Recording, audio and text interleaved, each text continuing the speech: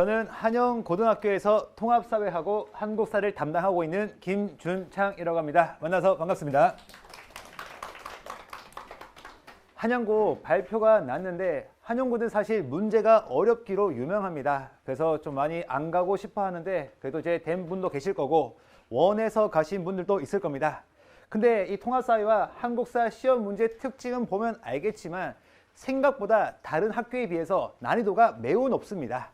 그래서 그 시험 특징을 말하기 전에 간단하게 제 소개부터 한번 하고 시작하겠습니다. 저는 연세대학교 역사교육 석사 과정에 있고요. 그 다음에 이투스에서 통합사회 한국사 대표 강사입니다. 한국사는 압도적인 1등이고 작년에 통합사회도 런칭을 했고요. 그리고 2028학년도부터는 수능의 과목에 통합사회가 들어갑니다. 근데 대표 강사로 선발되었습니다. 실력이 있다는 거죠. 그 다음에 대치동에서 두각 명인 이강학원 여기에서 다른 학교들을 담당하고 있고 작년에 현장 수강생 수는 400명이 넘어갑니다. 그리고 한국사 통합사회 전교 1등을 배출했다라고 하는데 전교 1등을 만드는 법은 간단합니다. 만점 받으면 전교 1등 뜹니다. 그러면 궁금하신 게 작년에 한영고 전교 1등 만들었습니까? 네, 만들었습니다. 그래서 제가 수업을 해서 100점 있었다라는 거 말씀드립니다. 그러면 두 번째로 이제 한국사하고 통합사에 대한 인식에 대해서 좀 말씀드려 볼 거예요. 자, 첫 번째로 우리가 국어, 영어, 수학 하면 갑자기 긴장됩니다. 과학해도 긴장돼요. 근데 한국사 통합사에 하면 살짝 이런 생각이 들 겁니다. 근데 그 부분도 맞는 말입니다. 맞는 말인데 우리가 한영고에서 이 수업 운영단이라고 해서 수업 시수들이 배정되어 있습니다. 그 수업 시수에 따라서 성적이 분배가 되는 거예요. 그러면 국어, 영어, 수학이 다 1등급인데 한국사 통합사회가 2, 3등급이다 라고 하면은 성적에서 떨어집니다. 그래서 운영 시수를 제가 학교 홈페이지에 있는 것을 공개해 드릴 건데 국어, 수학, 영어는 8단이죠. 8단이. 그리고 과학도 6단입니다. 근데 통합사회, 한국사 요 두 개가 합쳐질 경우에는 12단위가 되는 거예요. 그래서 이게 성적이 좀 안 나왔다라고 하면은 이제 다른 성적이 이제 잘 나오더라도 좋은 점수를 받기가 어려울 것이다. 그래서 신경 써야 되는 부분입니다. 그 다음에 두 번째로 학원을 꼭 다녀야 됩니까에 대해서 말씀드릴 건데 저는 제 수업을 무조건 들으세요 라고 하진 않습니다. 근데 선택의 영역은 만들어 드릴 겁니다. 그래서 하루에 24시간입니다. 그리고 모든 친구들이 처음에 열심히 공부할 거예요. 제가 정말 오랫동안 사교육에 있었거든요. 15년 전인가 13년 전인가 설민석 선생님 회사 있을 때 설민석 선생님 따라다니면서 현장 지원했고요. 그리고 제가 이제는 강사가 되어서 이제 수업을 합니다. 그때마다 고등학교 1학년 올라가잖아요. 아이들의 마음가짐은 똑같습니다. 내가 고등학교 때는 중학교 때 비록 못했다 하더라도 고등학교 때는 역전 한번 해서 열심히 해가지고 스카이 한번 가보겠다 이런 친구도 있고요. 중학교 때 나는 전교권이었다. 이번에도 전교권 가야 되겠다 라는 친구들이 있을 겁니다. 그래서 1학기 때 3월 달에 교실 분위기가 진짜 삭막합니다. 예습, 복습한다고 해서 정말 열심히 해요. 근데 문제가 있습니다. 시간이 지나면서 공부 양이 많아질 거예요. 학교 수업 있죠? 다른 과목 학원 가야 됩니다. 국영수 보통 클리닉 일주일에 2, 3번씩 불러드릴 겁니다. 그러면 이 24시간 안에 학교 시간 빼고 학원 시간 빼고 스스로 공부할 수 있는 시간이 좀 부족할 거예요. 이러한 과정에서 어떠한 현상이 나타나냐면 아이들은 기억에 의존합니다. 중학교 때 한국사, 사회 한번 해봤거든요. 벼락치기 가능한 거 아니냐라는 생각 때문에 다른 과목에 집중하고 한 2주 전부터 한국사 통합사회에 들어올 거예요. 근데 한영고 있다가 문제 보여드릴 건데 다릅니다. 진짜 어렵습니다. 그렇기 때문에 전략적으로 공부를 하기 위한 선택의 영역으로 제가 이제 이 수업을 준비했습니다. 그러면 한국사 출제의 경향은 어떻게 되는지 한번 보여드릴게요. 교과서는 동아 출판을 채택을 하고 있습니다. 그리고 시험 난이도는 중상으로 제가 봤습니다. 다른 학교는 중하 정도 됩니다. 근데 우리 학교는 중상입니다. 그리고 1학기 중간고사 범위도 대단원 1 전체입니다. 다른 학교 보통 고려시대까지 끝나거나 조선시대 앞부분 살짝 들어갑니다. 하지만 우리 학교는 조선 후기까지 1단원 전체가 시험 범위입니다. 그래서 시대 범위도 많다라는 거 말씀드리고요. 단 일부 파트는 제외된다고 하는데 뭐 제외되는 파트는 사회사 정도, 교과서에서 한 6쪽 정도는 제외됩니다. 하지만 범위가 많죠. 그러면 한용고만의 시험 출제 포인트는 어떻게 됩니까? 라고 했을 때 보여드릴게요. 순서를 물어보는 문제, 이게 난이도 상입니다. 제가 문제를 어렵다고 해가지고 무조건 모든 문제가 어려운 건 아닙니다. 우리가 원하는 것은 1등급입니다. 그러면 1등급을 가기 위해서는 이러한 고난도 문제를 맞춰야 되는데 이렇게 됩니다. 선택지 준 다음에 시대 순으로 배열할 때 세 번째에 해당하는 것을 고르세요 라고 할 거예요. 이게 언뜻 보면은 쉬워 보이지만 이게 교과서를 보면은 주제별로 나누어져 있습니다. 그래서 총 10페이지 정도 되는 곳에서 정보가 흩어져 있는데 그 정보를 우리가 다 종합한 다음에 순서대로 우리가 한번 풀어봐야 되는 거예요. 그래서 실제로 난이도가 있는 문제가 될 겁니다.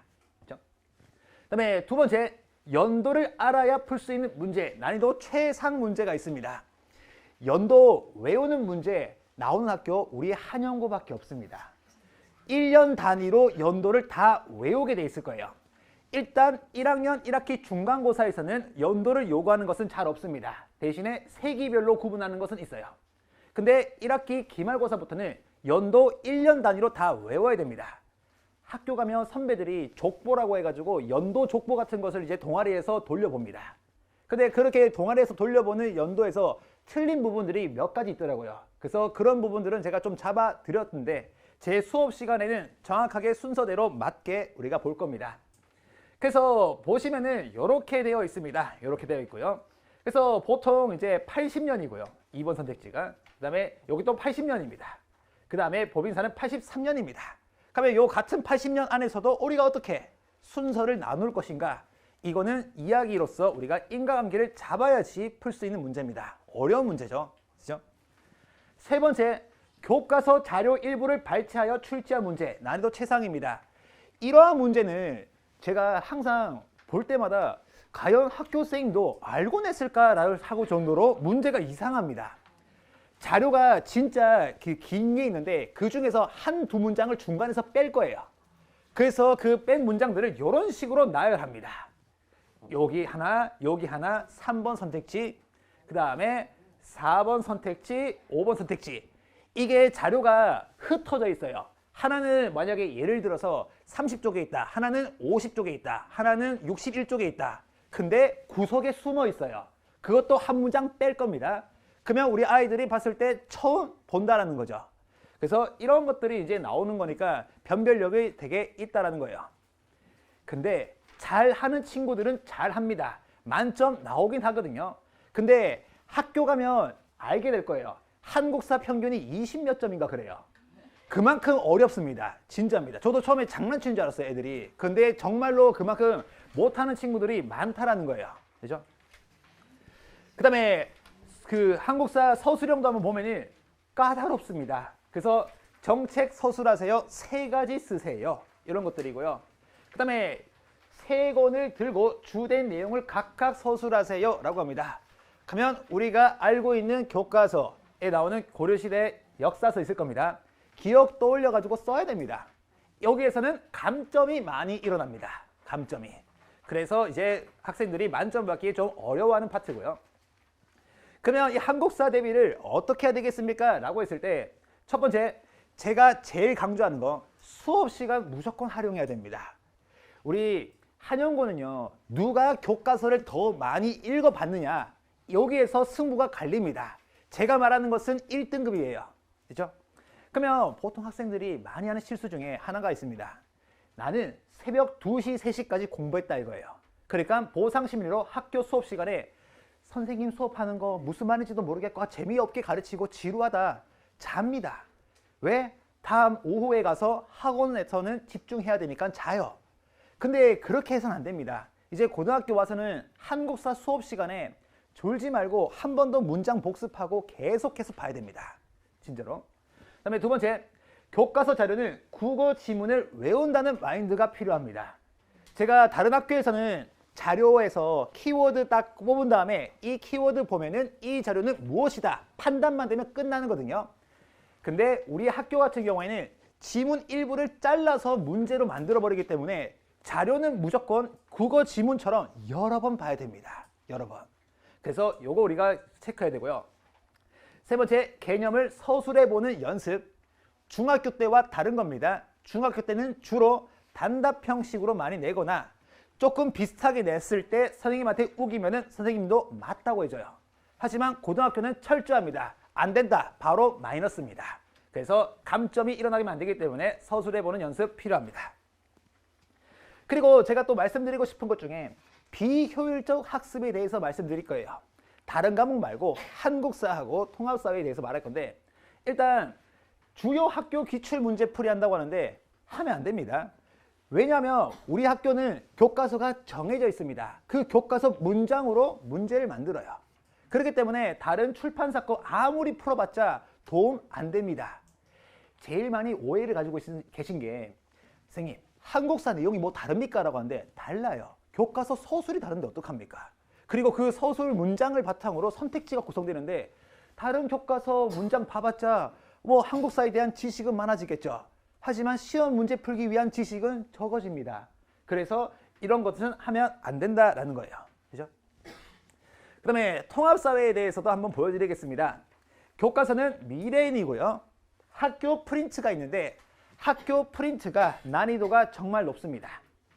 학교마다 통합사회만을 위한 선생님은 없습니다.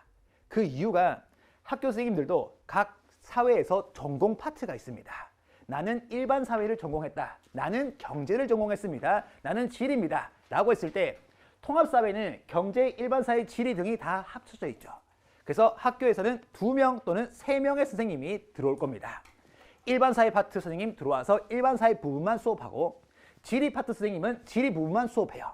그렇다 보니까 학교 선생님들도 통합사회 교과서 보면 압니다. 이걸로 문제 못 만든다. 왜냐하면 너무나 간단한 내용들만 있기 때문에 변별력 내기가 어렵죠. 그러면 고2, 고3 선택 과목에서 배우는 내용들을 프린트로 가지고 옵니다. 그리고 고2, 고3 난이도처럼 문제를 내요. 근데 안 그래도 다른 학교도 그렇게 문제 내서 어려운데 우리 학교는 좀 더 어렵습니다. 그래서 난이도는 중상 정도로 낼 것이고 1학기 중간고사 범위 적어 보이죠? 학교 프린터 난이도 있기 때문에 생각보다 어렵습니다. 그러면 본격적으로 문제가 어떻게 나오는지 한번 보여드릴게요. 자료 해석 능력을 요구하는 문제가 다수 출제된다고 하는데 자, 통합사회 암기 과목입니까? 라고 묻는다면 네, 맞습니다. 일부는 암기에서 풀 수 있는 게 있어요. 근데 우리는 등급 높게 맞아야 되죠. 그러기 위해서는 자료를 해석할 수 있어야 됩니다. 그래서 제가 아마 프린트에 다 있을 겁니다.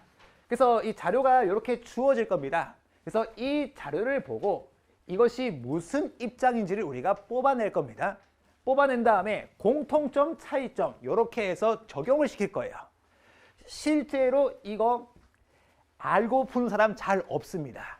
그래서 이런 것들이 이제 맞추는 사람들이 만점으로 가는 것이고 틀리면은 그냥 만점 못 받는다. 이렇게 보시면 돼요. 그래서 선택지도 이렇게 되어 있습니다. A, B, C, D, 공통점, 차이점 이런 것들을 이제 정리하는 연습 필요하고요. 그죠? 그다음에 두 번째, 이것도 자료 해석하는 능력을 요구합니다. 여기 보면은 이제 수치들이 있을 겁니다. 단위가 퍼센티지죠. 퍼센티지. 이랬을 때 비율하고 수치는 다르다는 개념에 대해서 아이들이 아직까지 잘 모릅니다. 그래서 비율이 무조건 높으면은요. 인구도 많다라고 생각하는데 이 다르다는 포인트 그리고 이 자료에서 우리가 파악할 수 있는 정보가 있고 파악할 수 없는 정보가 있습니다. 근데 선택지는 전부 다 파악할 수 있을 것 같이 그럴싸한 문장들을 낼 거예요. 아이들 함정에 다 빠지게 되어 있습니다. 진짜 연습 많이 해야 되고요. 그래서 여기 보시면은 네, 숫자 많다 막 이렇게 나오죠. 네, 그래서 숫자와 비율이 다르다는 거에 대해서 명확하게 해석할 수 있어야지만 우리가 시험 문제 맞출 수 있을 겁니다. 그 다음에 세 번째, 문제 적용 능력을 요구한다고 하는데 적응 개념인데 문제에 적용시킬 수 있습니까? 라고 하는데 이런 겁니다. 근로계약서와 관련된 것이 있을 건데 실제 근로계약서 내용이 이렇게 있을 겁니다. 그리고 우리가 배운 개념으로 판단해 볼 겁니다. 그래서 이것은 근로시간을 초과했는지 안 했는지 이런 식으로 판단하는 문제, 어려운 문제입니다. 자, 그 다음에 또 볼게요. 서술형 봐봐요. 많은 정보를 요구한다라고 하는데 여기 보시면은 다음 글을 읽고 밑줄 친 A에 들어갈 단어를 쓰고 보통 학교는 여기까지 끝. 근데 더 들어갑니다. A의 특징 두 가지. 어려운 학교도 여기까지가 끝. 근데 A의 종류 두 가지를 서술하시오. 근데 세 가지 이상 서술할 경우 앞에서부터 두 가지만 채점한다. 이 문구가 들어갔던 이유가 뭐냐면은 아이들이 자꾸 우긴다는 거예요. 선생님 뒤쪽에도 있으니까 맞는 거 아닙니까? 라고 우겨요. 그렇기 때문에 아예 앞에 거 두 가지를 정확하게 써야 된다라는 겁니다. 그죠? 좀 어렵죠? 그리고 통합사회 대비 방법은 어떻게 됩니까? 라고 했을 때 기출문제는 무조건 풀어볼 겁니다. 풀어보고요. 여러 가지 종류의 문제 많이 풀어봐도 괜찮습니다. 한국사는 다른 교과서에 나오는 문제 풀 필요 없습니다. 통합사회는 풀어봐도 괜찮습니다. 왜냐하면 자료 해석 능력을 요구하는 문제가 있기 때문에 그것을 연습한다면 필요한 부분입니다. 그죠? 한영고 수업은 사실 강사들이 하기 꺼려합니다. 왜냐하면 첫 번째 너무 어렵고요. 본인도 못 풀어요. 그래서 제가 이 주변에 누구라고 말하진 않겠지만 다른 학원의 강사분들이 저한테 물어봅니다. 이 문제 어떻게 푸는지 물어봐요. 그러다가 대치동에서 한번 만났습니다. 만나니까 반갑게 인사하더라고요. 저는 모르지만 저 사람들은 저를 알고 있습니다. 아, 김준창이라는 사람이 실력이 있구나. 그래서 문제를 가지고 옵니다. 그리고 또 어떤 경우도 봤냐면은 제가 이투스에서 강의를 하잖아요. Q&A 게시판에 학생인 척하면서 올립니다. 근데 나이 다 뜨거든요. 그래가지고 이제 나이가 30대인데 학생인 척하면서 선생님 이거 모르겠습니다 라고 올려요. 그런 사람들도 제가 다 답해 드립니다. 그 다음에 완성형 문장으로 서술하는 연습하게 될 겁니다. 그러면 한영어 수업 자료는 어떻게 됩니까? 라고 했을 때 오직 한영어만을 위한 자체 제작 교재를 만들 겁니다. 제가 자부하는 것 중에 하나가 다른 학원 가서 잘 보세요. 학교별로 대비한다고 해놓고 교재 똑같을 겁니다. 그리고 기출문제만 다르게 줄 거예요. 저는요. 한영고 동아출판 한국사 미래엔 통합사회 그 교과서를 기반으로 따로 교재를 만듭니다. 만들고 기출문제도 한영고 기출문제 놓고요. 지금까지 출제되었던 것은 빨간색 굵은 글씨로 넣어두었습니다. 그리고 이 자료 같은 경우에는요. 책값이 없습니다. 그냥 제가 중철로 인쇄해서 학생들이 책처럼 볼 수 있게 드립니다. 그래서 이렇게 보시면 될 것이고요. 두 번째, 기출문제는 최근 3개년은 일단 무한 제공을 할 겁니다. 무한 제공. 여러 번 풀어보겠다라는 것이고요. 그죠? 그 다음에 단 한 가지 조건이 있습니다. 작년도 문제 같은 경우에는 비교적 나중에 풀어볼 거예요. 왜냐하면 최근 경향을 우리가 연습한다고 하는데 아이들이 처음에 2023년도 걸 풀어버리면 어떻게 하느냐. 외우고 난 뒤에 그냥 잊어버려요. 난 답 맞췄으니까 패스 이렇게 되거든요. 그래서 앞에서 충분히 연습하고 나서 또 연습하고 또 연습할 겁니다. 그래서 이렇게 될 거고요. 그 다음에 과제입니다. 한영고에 맞는 출제 예상 문제 드릴 건데 제가 주로 드리는 것은 기출문제 많이 드릴 거고요. 그 다음에 예상 문제도 드리긴 드릴 겁니다.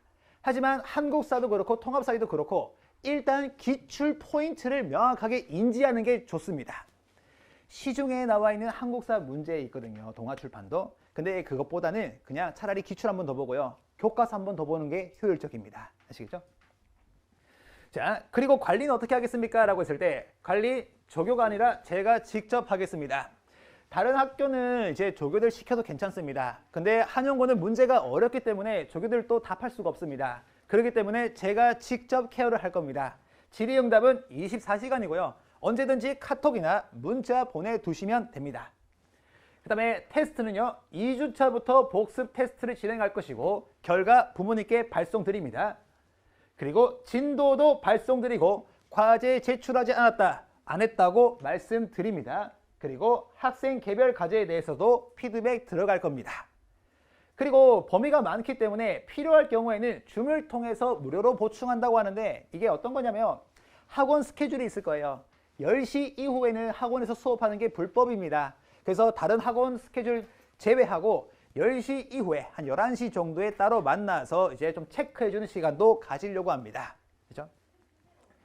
개강 일정은 어떻게 됩니까? 라고 했을 때 3월 30일입니다. 토요일이고요. 아침 10시부터 1시 반까지입니다. 1시 반까지. 그래서 수업은 4회차이고요. 그 다음에 직전 보강이 2회라고 하는데 이게 어떤 거냐면 한국사에 대한 직전 보강, 한국사 시험 전날에 1회, 그 다음에 통합사회 전날에 1회 이렇게 되는 거고 정확한 수업은 4회다 이렇게 보시면 돼요. 그리고 제가 전략적인 학습을 위해서 선택의 영역을 드린다고 했잖아요. 나는 요 정규는 따라오지 않고 직전 보강만 듣겠습니다. 가능합니다. 가능해요. 그래서 만약에 체계적으로 케어를 받으면서 그냥 따라왔으면 좋겠다. 정규만 들어오시고요. 그 다음에 직전 보강만 들어오겠다. 들어오셔도 됩니다. 됐죠? 오케이? 그래서 사람들이 많이 그래요. 왜 자꾸 1회 특강을 열어줍니까? 라고 하는데 선생님 돈 벌어야 되죠? 이러는데 괜찮습니다. 저는 알겠죠? 그냥 우리 아이들이 잘 할 수만 있으면 괜찮습니다. 알겠죠? 네. 그리고 또 제일 많이 들었던 것 중에 직전 보강 날짜입니다. 시험 전날에 무조건 해야 된다라는 생각을 가지신 분도 계시고요. 암기 과목 같은 경우에는 전날에 하면 스스로 할 시간이 없다. 그렇기 때문에 미리 했으면 좋겠다라는 의견도 많았습니다. 반반이에요. 그렇기 때문에 제가 이거는 꼭 전날이 아닐 수 있다는 걸 말씀드리고요. 그렇죠? 보통 우리 학교는 하루에 한 과목씩 보기 때문에 뭐 전날에 해도 괜찮긴 하지만 그보다 더 땡길 수도 있다는 거 미리 말씀드립니다. 이제 한영고등학교 이제 결과가 나왔습니다. 사실 원에서 갔던 분은 잘 없을 거라 생각이 듭니다. 하지만 이미 주어진 환경이고 이 환경에서 시험 문제가 어렵더라도 모두에게 어렵습니다. 그리고 그 중에서 1등급 만점은 나오게 되어 있습니다. 그래서 이 한영고 고등학교 1학년 내신을 준비하는 과정에서 한국사하고 통합사회만큼은 저를 믿고 맡겨주시면 최대한 등급 보장해 드리도록 하겠습니다. 그러면 봄 강의에서 뵙겠습니다. 지금까지 틀림없는 통합사회엔 한국사 김윤창이었습니다. 감사합니다.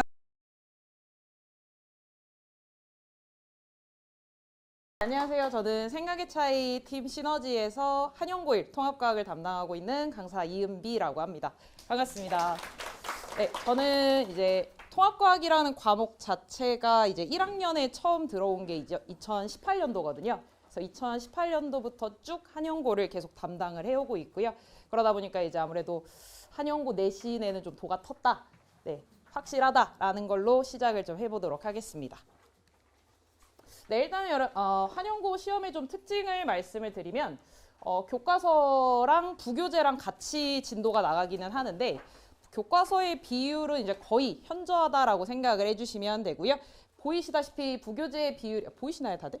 네, 부교재의 비율이 이제 90% 이상으로 거의 이제 부교재 위주로 출제가 된다라고 생각을 해주시면 돼요. 수업이 부교재 위주로 진행이 되다 보니까 시험도 아무래도 이제 부교재 위주로 이제 출제가 될 수밖에 없다라고 생각을 해주시면 되고요. 시험 문제 같은 경우에는 보통 이제 24문제에서 많게는 이제 29문제, 30문제 좀 안쪽으로 이제 출제가 되는데 물화생지가 이제 다 출제가 되는 경우에는 비율이 이제 비슷하게 출제가 될 거고요. 서술형은 보통 6문제 정도 출제가 돼요. 근데 이제 한영고 시험마다 물리 파트가 들어갈 때가 있고 또 안 들어갈 때가 있거든요. 그래서 들어가지 않으면 나머지 이제 화생지 비율이 높아진다라고 생각을 해주시면 되는데 일반적으로 이제 어머니 아버님들이 생각을 하실 때 통합과학의 뭔가 난이도를 좀 높이고 싶다라고 생각을 하면 아무래도 이제 물리화학의 난이도를 좀 높이지 않을까라고 생각하실 수밖에 없으실 것 같은데 지금 오른쪽에 이제 난이도 정리되신 거 보시면 아시겠지만 물리랑 화학 같은 경우에는 난이도가 굉장히 평이하게 나와요. 그래서 개념을 배울 때는 조금 어려울 수도 있겠는데 난이도 자체는 문제 난이도의 자체는 이제 평이하다라고 생각을 해주시면 될 것 같고요. 오히려 이제 생명이나 지구과학이 지엽적 개념, 낚임성 문제, 약간 말장난 같은 느낌으로 오히려 학생들이 이제 풀었을 때는 나중에 채점을 하고 보면 오히려 이제 생지에서 조금 더 틀리는 형태의 네, 그래서 이제 생지의 난이도가 이제 체감상 더 높다라고 생각을 해주시면 될 것 같고요. 그 다음에 이제 시험을 보고 나서 이제 1등급이 나오는 걸 보면 보통 이제 평균적으로 이제 95점에서 100점 정도 사이 이제 1등급이 잡히게 되는데 안정적으로 1등급을 받으려면 이제 한 문제 틀리는 거 또는 이제 100점 받는 게 이제 안정적으로 1등급을 받을 수 있는 거다라고 생각을 해주시면 될 것 같아요. 네, 본격적으로 그러면 시험 스타일에 대해서 좀 말씀을 드리면 아까도 말씀드렸다시피 이제 통합과학 같은 경우에는 한영고는 부교재 이제 위주로 진행이 되다 보니까 시험 문제도 아무래도 이제 부교재 기반의 시험 문제가 출제될 수밖에 없을 건데 부교재를 잠시 설명을 드리자면 우리가 이제 교과서 개념이 한 요 정도? 그다음에 어머니들 이제 완자나 오투 교재 알고 계시죠? 예, 과학이라고 하면 과학의 상징 교재가 또 있을 거예요. 그게 한 요 정도의 개념을 포함하고 있으면 부교재는 그것보다 더 많은 개념에 포함을 하고 있어요. 그래서 부교재라는 걸 그냥 한 단어로 말씀을 드리면 개념 확장서 정도로 여러분들 이해를 해주시면 될 것 같은데 아무래도 이제 통합과학이라는 것 자체가 이제 물화생지의 일부 내용의 하위 버전이거든요. 그러다 보니까 아무래도 2, 3학년들이 배우는 물화생지랑 연계가 될 수밖에 없어요. 그래서 이제 그 연계되는 내용들이 담겨 있다라고 생각을 해주시면 되는데 그렇다고 해서 이제 문제의 난이도가 뭐 배우는 개념 자체가 이렇게 어렵다라는 느낌보다는 해야 될 양이 많아진다라는 걸로 좀 이해를 하시는 게 조금 더 쉬우실 것 같아요. 대표적인 이제 그 유형의 이제 문제에 해당이 되는데 이 문제 같은 경우에는 어느 시중교재 통합과학 문제를 보더라도 해결할 수 없는 문제예요. 볼 수 없는 문제거든요. 그래서 이 내용 같은 경우에는 이제 재작년 기출문제에 해당이 되는데 고등학교 3학년 지구과 원 모의고사 연계 문제거든요. 그래서 어려운 건 아니고요. 그냥 개념 자체가 좀 많아진, 공부할 양이 많아진 느낌으로 좀 생각을 해주시면 돼요. 그러다 보니까 아무래도 이제 학원에서는 제가 이제 수업을 하는 내용 자체가 부교재 기반, 지우개가? 죄송해요. 잠시만요.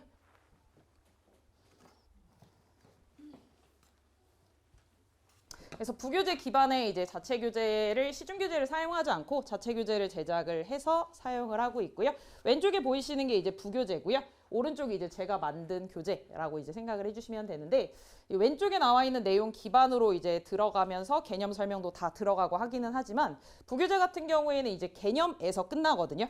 근데 이제 제가 만든 문제들 같은 경우에는 그 개념으로 바탕으로 한 예시 문제라든지 또는 이제 모의고사 문제라든지 그래서 문제들까지도 같이 해결을 하면서 우리가 이제 실전에 조금 더 다가갈 수 있는 형태의 문제들로 구성되어 있다라고 생각을 해주시면 될 것 같아요. 이게 이제 첫 번째 특징이고요. 두 번째 같은 경우에는 이제 아까 비율을 보셨다시피 부교재 비율이 훨씬 높기는 해요. 교과서 문제가 그렇게 많이 출제되는 건 아닌데 한두 문제 출제가 되거든요. 근데 교과서 문제가 출제가 되면 문제가 뭐냐면 틀에서 벗어난 문제가 출제가 돼요.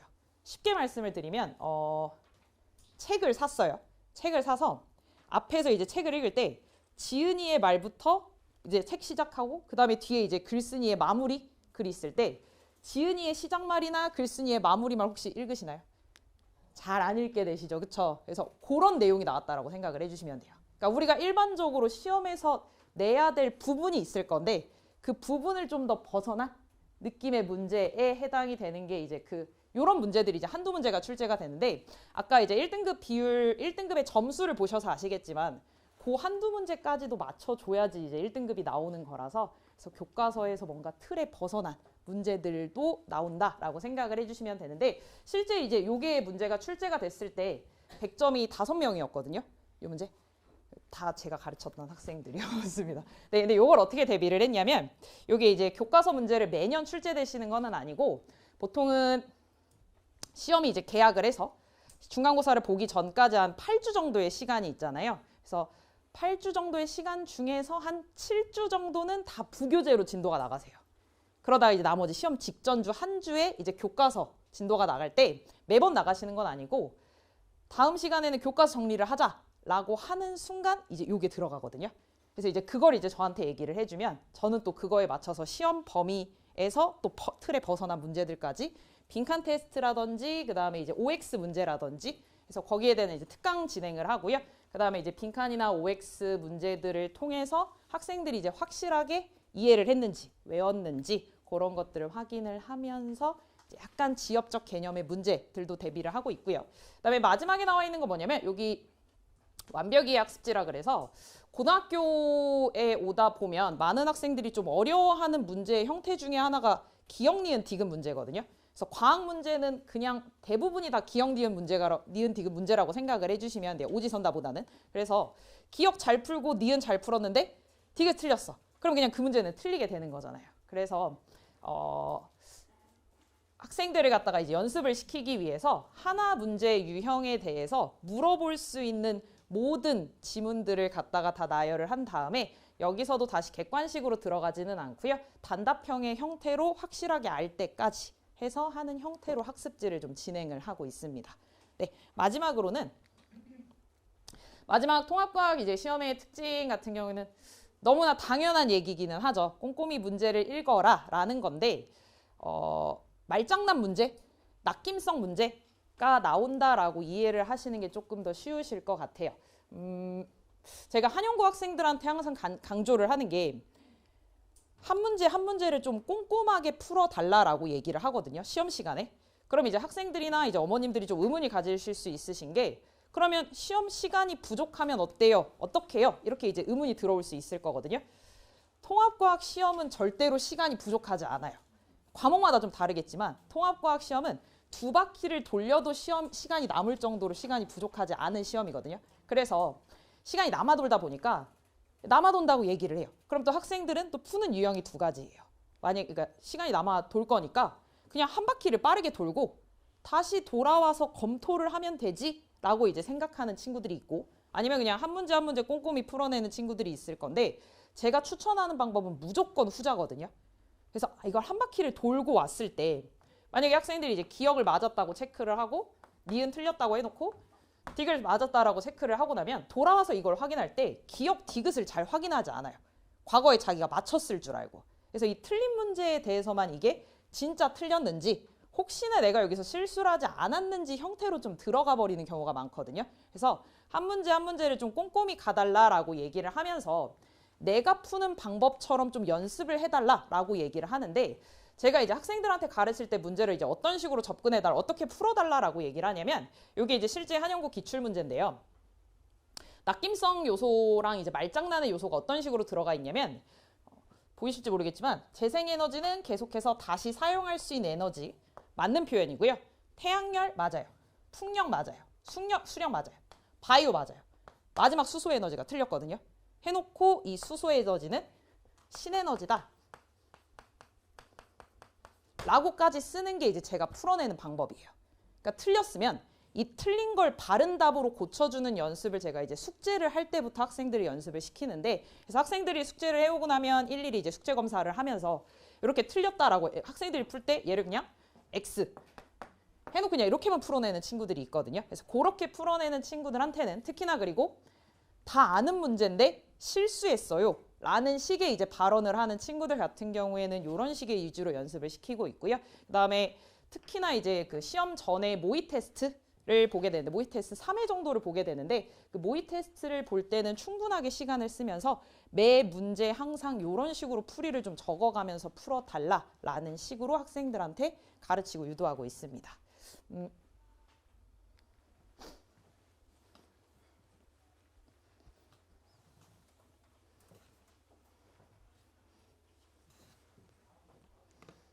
일단은 뭐 통합과학 같은 제 수업의 포인트를 말씀을 드리자면 통합과학 같은 경우에는 이해를 요하는 암기라고 이제 많이들 과목 설명이 들어가는데 어쨌든 암기거든요.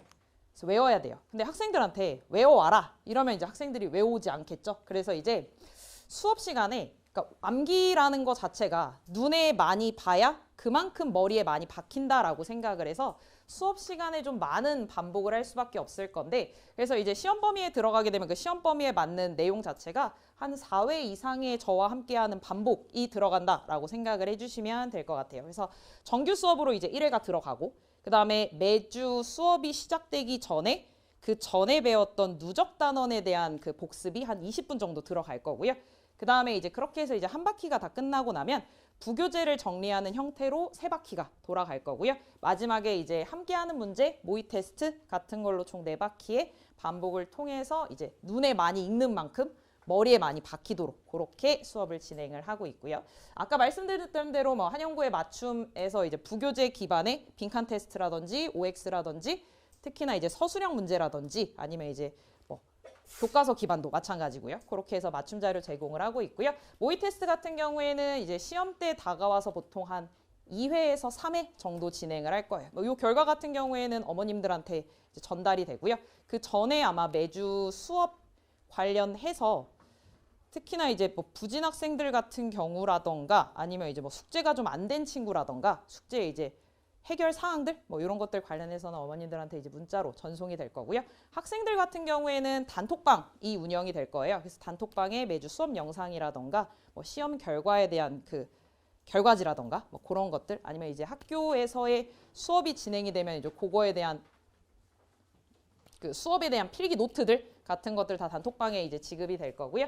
모의 테스트 같은 경우에는 이제 제가 이제 한용고 맞춤으로 자체 제작한 문제랑 최다 오답 문제, 그다음에 뭐 최다 빈출 문제 내지는 여기에는 안 써 있지만 강남이나 이제 송파 지역의 기출 문제들을 다 연계시켜 가지고 모의 테스트 제작을 하고 있고요. 마지막에 클리닉 같은 경우에는 저희가 이제 주 1회 클리닉의 필수 참여 조건으로 좀 걸어 놨는데 아무래도 이제 고등학교 1학년 학생들 같은 경우는 고2나 고3은 이게 좀 원활하게 좀 진행이 되거든요. 그래서 고1 학생들 같은 경우에는 조교한테만은 좀 맡기기가 좀 그래가지고 여기서 이제 부진 학생들이라든가 아니면 이제 자기가 직접 신청하는 친구들 같은 경우에는 제가 직접 진행하는 클리닉 같이 진행을 하면서 항상 함께하는 수업 그다음에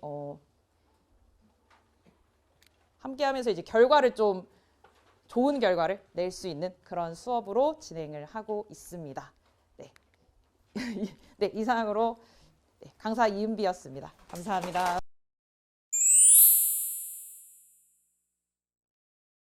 소개 먼저 드리도록 하겠습니다. 생각의 차이 학원에서 국어를 가르치고 있는 강사 장은영입니다. 잘 부탁드립니다. 네. 놀라셨죠? 자, 이 친구는요. 제가 2021년부터 1학년 때부터 제가 가르쳤던 친구예요. 그래서 2021년부터 2022년까지 저한테서 계속 국어를 배우다가 작년에 한영고 입시를 잘 마치고 올해 이제 대학생이 된 네, 아주 훌륭한 친구입니다. 저의 자부심과 저의 긍지입니다. 자, 이 친구 같은 경우에는요, 1학년 때는 국어 성적이 조금 아쉽긴 했지만 저랑 함께 하면서 꾸준하게 성적을 올렸어요. 그래서 2학년 때는 1학기, 2학기 둘 다 종합등급 1등급이 나올 정도로 국어에 있어서는 굉장히 감각이 좋은 친구였거든요. 그래서 그런지 대학교도 굉장히 잘 갔어요. 그래서 우리 친구 소개 간단하게 올려보도록 할게요. 네, 안녕하세요. 저는 올해 한영고등학교를 졸업하고 고려대 경영학과에 입학하게 될 김민주라고 합니다. 네, 이 친구 같은 경우는요, 제가 사실 학교 붙었다는 얘기를 듣자마자 스카웃을 했어요. 그래서 지금 저랑 같이 조교 일을 해주고 있거든요. 그래서 앞으로 우리 한영고 친구들에게 좋은 멘토가 되어줄 친구입니다. 앞으로 잘 부탁드릴게요. 네. 네, 그럼 이제 한영고 국어에 대해서 조금 설명을 드려보도록 할게요. 근데 어머님들 제일 앞장에 한번 봐주시겠어요? 이거 제가 꼭 언급하고 넘어가고 싶어요. 마지막 문구 보이십니까? 제가 사실 좀 나이가 생각보다 많은데 좀 힙해 보이고 싶어서 그 인스타 해시태그 아시죠? 활용 좀 했어요. 자, 근데 마지막에 보면은 제가 이번에 사실 19년에 저희 학원에 입사를 해가지고 20년에 강단에 처음 서서 21년부터 한영고를 담당을 했었어요. 그래서 저한테는 올해가 이제 4번째 한영이거든요. 근데 올해가 좀 저한테는 되게 특별한 해예요. 그러니까 제 입장에서는 뭔가를 새롭게 준비하는 새로운 출발 같은 입장에 있거든요. 그래서 이번 내신 설명회를 준비를 하면서 되게 많이 고민을 했고 되게 많이 준비를 했었어요. 그러면서 우리 친구들한테 야, 나 내신 설명회 하니까 수강 후기 좀 어떻게 해봐봐.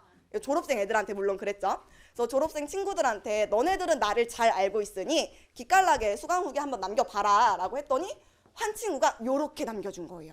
원래 전문은 이거예요. 메가 스카웃 기다립니다. 웃음 수업이 예쁘고 선생님이 재밌어요. 원래 이거였어요. 그러니까 물론 이 친구가 장난기가 많은 친구여가지고 장난으로 이렇게 보낸 거긴 할 거예요. 근데 제 입장에서는 강사 장은영이 어떤 캐릭터인지를 누구보다도 잘 설명하고 있는 문장이라고 생각을 해요. 이게 얼굴이 예쁜 게 아니라 네, 수업이 예쁩니다. 원래 이게 바뀌어야 맞는 건데 네, 슬퍼요. 네, 수업이 예뻐요. 그리고 저는 재밌습니다. 지금도 느껴지시죠? 네. 사실 이건 살짝 텐션 죽인 거고 애들 앞에서는 더 난리가 납니다. 이미 저기 증인들 몇 명 앉아 있어요 뒤에. 자, 그래서 좀 재밌는 편이어서 가지고 우리 친구가 이렇게 문구를 남겨준 것 같아요. 근데 아까도 말씀드렸다시피 저를 관통하고 있는 문구여가지고 제가 일부러 어머님들께 한 번 더 언급을 드렸어요. 자, 그럼 이제 바로 한용고 스타일 들어가 보도록 할까요? 네. 다음 장 넘어가시면은 한용고 시험 특징을 제가 좀 중요한 것대로 나열을 했는데 이 앞에 달려있는 별 있죠? 이게 중요도라고 생각하시면 돼요. 사실 요거는 별로 중요하지 않다는 거죠. 자, 근데 어쨌거나 한용고가 작년부터 조금은 변화하고 있었다는 측면에서 한번 말씀을 드리면 좋을 것 같아서 언급을 했어요. 원래 한용고는 교과서 중심으로 문제를 출제를 합니다. 외부 지문을 시험 범위에 포함시킨 적이 없어요. 근데 작년부터 학력평가를 시험 범위에 포함을 시켜요. 근데 이게 그냥 무작정 하는 게 아니라 선생님들이 정말 똑똑하세요. 무작정 하는 게 아니라 예를 들어 이런 거예요. 여기 4단원이 중간고사 시험 범위였잖아요. 4-2단원에 윤흥길 작가의 종탑 아래에서라고 하는 전후 문학이 하나 나와요. 근데 작년 3월 학평에 윤흥길 작가의 또 다른 전후 문학이 나온 거예요. 연계성이 있죠. 연계성이 있으면 포함을 시키세요. 그리고 요 1단원이 말하기 듣기 단원이어가지고 좀 예쁘게 말하기, 언어 예절이란 무엇인가 요런 거 물어보면서 이제 막 수필과 관련해서 이것저것 엮여 있는 건데 마침 그의 학평에 말하기 단원과 관련해서 얘랑 연계되는 내용이 나왔어가지고 3월 학평 전체를 그냥 집어 넣으셨더라고요. 이것처럼 한영이 이제 더 이상은 교과서만 가지고 시험 범위를 내는 게 아니라 학평까지 항상 주의 깊게 봐야 돼요. 만약에 학평에서 연계되는 문학 작품이 있다? 이거 교과서에 있는 내용이랑 비슷한데? 하면은 그걸 공부를 해놔야 돼요. 그래야지 우리 친구들이 당황하지 않고 시험 문제를 풀 수가 있겠죠. 그리고 제가 여기다가 실어놓진 않았는데 나름 한용고 꿀팁 하나 집어넣었어요. 유인물 보시면 가장 마지막에 한용고 시험 범위 확인할 수 있는 부분 알려드렸거든요. 이게 전 과목 시험 범위가 다 올라와요. 그러니까 얘네가 3월 말? 정말 늦으면 4월 초인데 근데 보통 3월 말이에요. 3월 말에 제가 안내해드린 그 루트로 타고 들어가시면은 학교 교육 계획서를 다운받으실 수 있으세요. 근데 그 학교 교육 계획서가 되게 두꺼워요. 저도 맨날 찾다가 너무 힘든 거예요. 찾다가. 그래서 아니지 우리 어머님들 힘들게 하면 안 되지 해가지고 제가 쪽수도 대충 적어놨거든요. 대략 40페이지 넘어가면은 시험 범위를 언급해요. 1년치 시험 범위입니다. 여기서 추가가 되는 거 보통 추가가 되거나 뭐 과목마다 좀 다르긴 할 텐데 보통 이거를 근간으로 많이 내세요. 일단 국어에 한해서는 거기에 나와 있는 시험 범위가 확정이에요. 빠지지도 않고 뭐 들어가면 들어갔지 빠지진 않을 거예요. 거기서. 그래서 그거 한번 나중에 확인해 보시면은 우리 아이들 시험 대비할 때 도움 많이 되실 것 같아요. 그래서 제가 일부러 학교 홈페이지 캡처까지 해가지고 볼 수 있는 거 알려드렸으니까 그거 한번 꼭 확인해 보시면 좋을 것 같습니다. 네, 그리고 이제 다음으로 넘어가 보도록 할게요. 자, 일단은 우리 한용고는요. 굉장히 지엽적입니다. 덜렁이들은 실수하면 등급이 와르르 내려가요. 사실 한용고 문제가 어렵지가 않아요. 그래서 매년 등급 컷이 전체적으로 90점대 중반, 조금 어려우면 이제 80점대 후반 이렇게 형성이 되는데 전체적으로 시험의 난이도가 어렵지가 않습니다. 쉬워요. 그래서 고득점을 맞는 게 되게 중요하거든요. 근데 얘네들이 이제 고득점을 맞는 게 어려운 게 덜렁대는 친구들이 분명 있어요. 덜렁이들이. 우리 덜렁이들은 요 문제에 매번 낚이는 거예요. 그리고 저한테 울면서 전화요. 또 낚였다고. 그래서 이런 것들을 좀 계속 연습을 해야 되는 거거든요. 근데 이게 어떤 측면에서 지엽적이냐면은 3개로 나눠서 말씀을 드릴게요. 자, 첫 번째는 제가 유인물에는 그 문제 전체를 다 실어 넣어드렸어요. 그래서 저는 일부만 가지고 와서 볼게요. 자, 나와 같은 갈래가 지니는 특성을 적절하지 않은 거 고르라고 했죠. 여기서 가와 나와 같은 갈래는 수필을 얘기하는 거예요. 교술갈래. 근데 교술갈래의 특징 중에 하나가 형식이 비교적 자유롭다예요. 다른 갈래에 비해 형식이 비교적 자유롭다인데 우리 친구들은 공부할 때 형식 자유로워 끝내요. 그리고 이 문제를 봤을 때 틀린 게 없는 거예요. 형식 자유롭잖아. 그럼 형식 없는 거 아니야? 이렇게 생각을 한단 말이죠. 근데 여기서 이제 낚이는 포인트가 뭐냐? 바로 아예라고 하는 요 단어 하나. 요 단어 때문에 이 선지가 틀린 선지가 된 거예요. 얘가 만약에 존재하지 않았다면 얘 또한 적절한 특성이다라고 얘기를 할 수 있겠죠. 이렇게 제가 좀 극단적으로 쉬운 예시를 들고 온 거긴 한데 이렇게 단어 하나를 가지고 애들을 낚는 거예요. 근데 이게 어려워지면 이제 뭘 가지고 애들을 낚냐면은 조사로 애들을 낚습니다. 이가, 은는, 을던 이걸로 할 건데 예를 들어 은는, 만, 도는 의미가 다 달라요. 근데 이걸 가지고 선지를 꾸리는 거예요. 많이 들어갔으면 단독이에요. 도가 갔으면 투게더 함께해요. 근데 이 미묘한 의미 차이를 가지고 문제를 내고 있었기 때문에 덜렁대는 친구들은, 우리 덜렁이 친구들은 이런 문제에서 싹 다 낚여버리는 거예요. 근데 이 문제 틀리면 등급이 와르르르 무너지는 거죠. 자, 그 다음에 두 번째예요. 자, 다의 밑줄 친 부분에 나타난 언어 유희의 성격과 가장 유사한 거 고르라고 얘기했잖아요. 가장. 한영고에서 제일 잘 내는 스타일입니다. 가장을 붙이는 거. 이게 가장이 왜 중요하냐면은 1번부터 5번까지의 선지가 있잖아요. 그럼 1번부터 5번까지 다 맞는 말인 것 같아요. 틀린 말이 안 보여요. 근데 가장이라고 하는 단어 때문에 여기에 정답이 존재하게 됩니다. 그러니까 순위를 매겼을 때 가장 윗순위에 있는 거 있죠. 그게 정답이 되는 거예요. 다 맞는 소리를 하고 있지만, 다 뭔가 아주 틀린 말은 아니지만 그래도 이 4개의 선지의 순위를 매겼을 때 정답이 하나 존재한다는 거예요. 근데 우리 친구들은 OX 문제만 풀었지 이런 식의 문제는 안 풀어봤어요, 지금까지. 그래서 우리 친구들이 딱 시험에 갔을 때 요거 하나 때문에 되게 힘들어하는 경우도 많아요. 지금 제가 드린 예시는요, 언어 유희와 관련된 거, 이게 말장난이거든요. 밑줄 친 부분은요, 그 부채라고 하는 단어 보이시죠? 그게 그 채무, 빚의 의미를 갖고 있는 부채와 그 시원하게 붙이는 부채 있잖아요. 이 두 가지 뜻을 갖고 있어서 동음 이의어를 활용한 언어 유희였어요. 근데 선지를 다 보시면은요, 싹 다 언어 유희입니다. 1번부터 5번까지 다 언어 유희 예시예요. 다 언어 유희의 예시를 적어놓고 거기서 가장 유사한 거 고르라고 하면 뭘 골라야겠어요? 동음 이의어를 사용한 언어 유희를 골라야 되는 거예요. 근데 애들은 보자마자 얘도 답이고 쟤도 답이고 뭐지? 이렇게 되는 거죠. 그래서 우리 한영고는요, 굉장히 지엽적으로 문제를 출제하고 있었기 때문에 정말 꼼꼼하게 봐야 돼요. 정말로. 그래서 어느 정도로 꼼꼼하게 봐야 되냐면은 그 한 장 더 넘어가 보시면은 저 이거 정말로 애들이랑 계속 회자하고 있는 시험이거든요.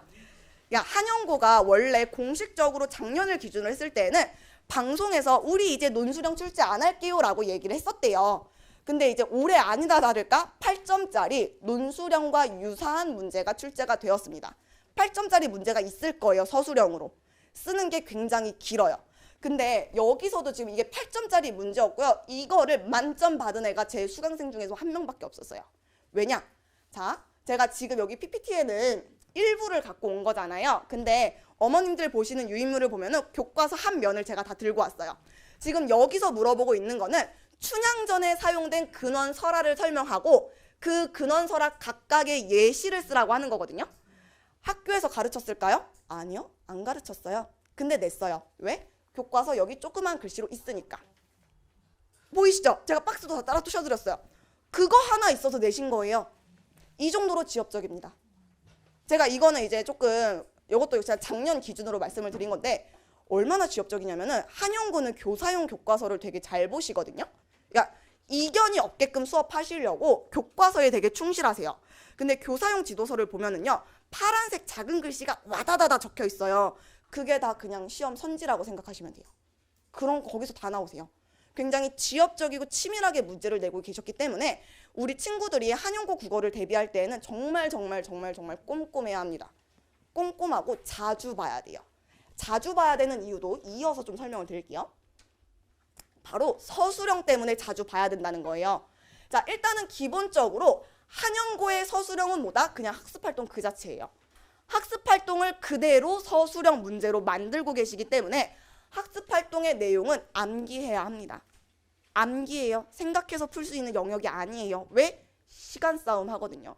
우리 친구들이 속된 말로 시간 어택이라고 하는 말을 많이 써요. 시간 공격이죠. 시간 싸움입니다. 정말 시간 싸움이에요. 쓸 게 그만큼 많다는 거예요. 한 문장으로 안 끝납니다.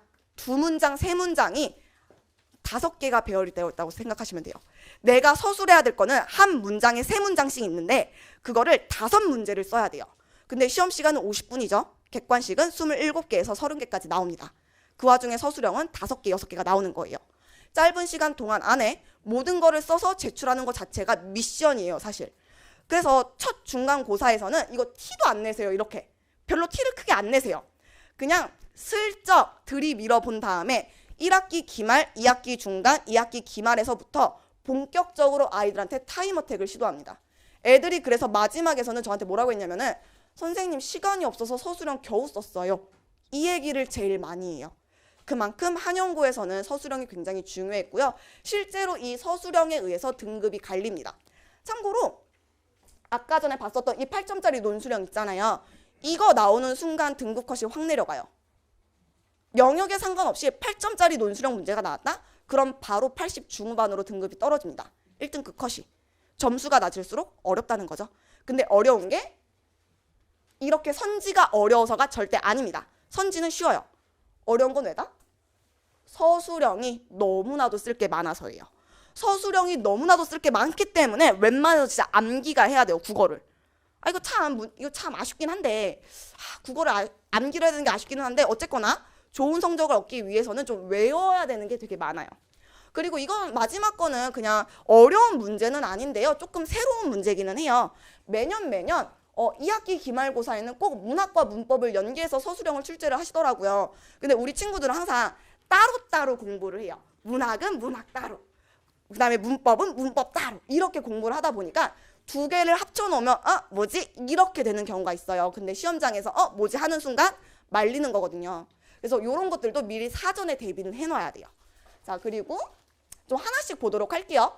자, 아까도 말씀드렸지만 시간 싸움이라고 말씀을 드렸잖아요. 근데 이게 1학기 중간에서는 본격적으로 보여주지 않고 살짝 맛보기 형식으로 보여줘요. 근데 그 중에서도 제가 좀 놀란 게 뭐냐면은 빈칸 채우기 문제가 하나 있었거든요. 근데 이게 빈칸이 교과서 지문에 있는 것 그대로 주고 그 중에 그냥 구절 하나 빈칸 뚫은 거예요. 그래놓고 하는 말이 핵심 내용을 모두 포함하래요. 그 핵심 내용의 내용은 대상, 상황, 배려, 존중 이 4가지 키워드가 다 있어야 만점을 받을 수 있는 거예요. 근데 우리 친구들 짧은 시간 안에 이거 할 수 있을까요? 그리고 심지어 어느 친구가 이 지문을 외웠을까요? 아무도 못했을 거예요. 아마 여기서 다 틀렸을 거예요. 그 정도로 지엽적이고 그 정도로 시간 어택을 하는 게 한영고 서술형입니다. 네, 그 다음에 자 이거는 이제 그 문법이랑 문학이랑 연계된 거 하는 건데요. 원래는 이게 매해 그 S 선생님이 그 학년을 맡으시면 요 문제가 자주 나왔었어요. 근데 이게 학교에서 좀 유행을 탔는지 그 S 선생님이 아니더라도 요새는 요 문제를 내고 계시더라고요. 그냥 간단해요. 황만근의 어머니는 이제 10-2단원에 나오는 문학이고요. 그 다음에 직접 인용이니 간접 인용이니 높임법이니 이런 거는 8-2단원에 나오는 거거든요. 둘 다 기말고사 시험 범위였고요. 두 개를 묶어가지고 아이들한테 너네가 직접 써봐. 이건데 생각해서 써야 돼요. 이것도. 생각해서 써야 되니까 역시나 시간 싸움인 거겠죠. 그래서 한영고는 서술형이 정말 중요합니다. 연습을 많이 해놔야 돼요. 자, 그리고 4번째 특징인데요.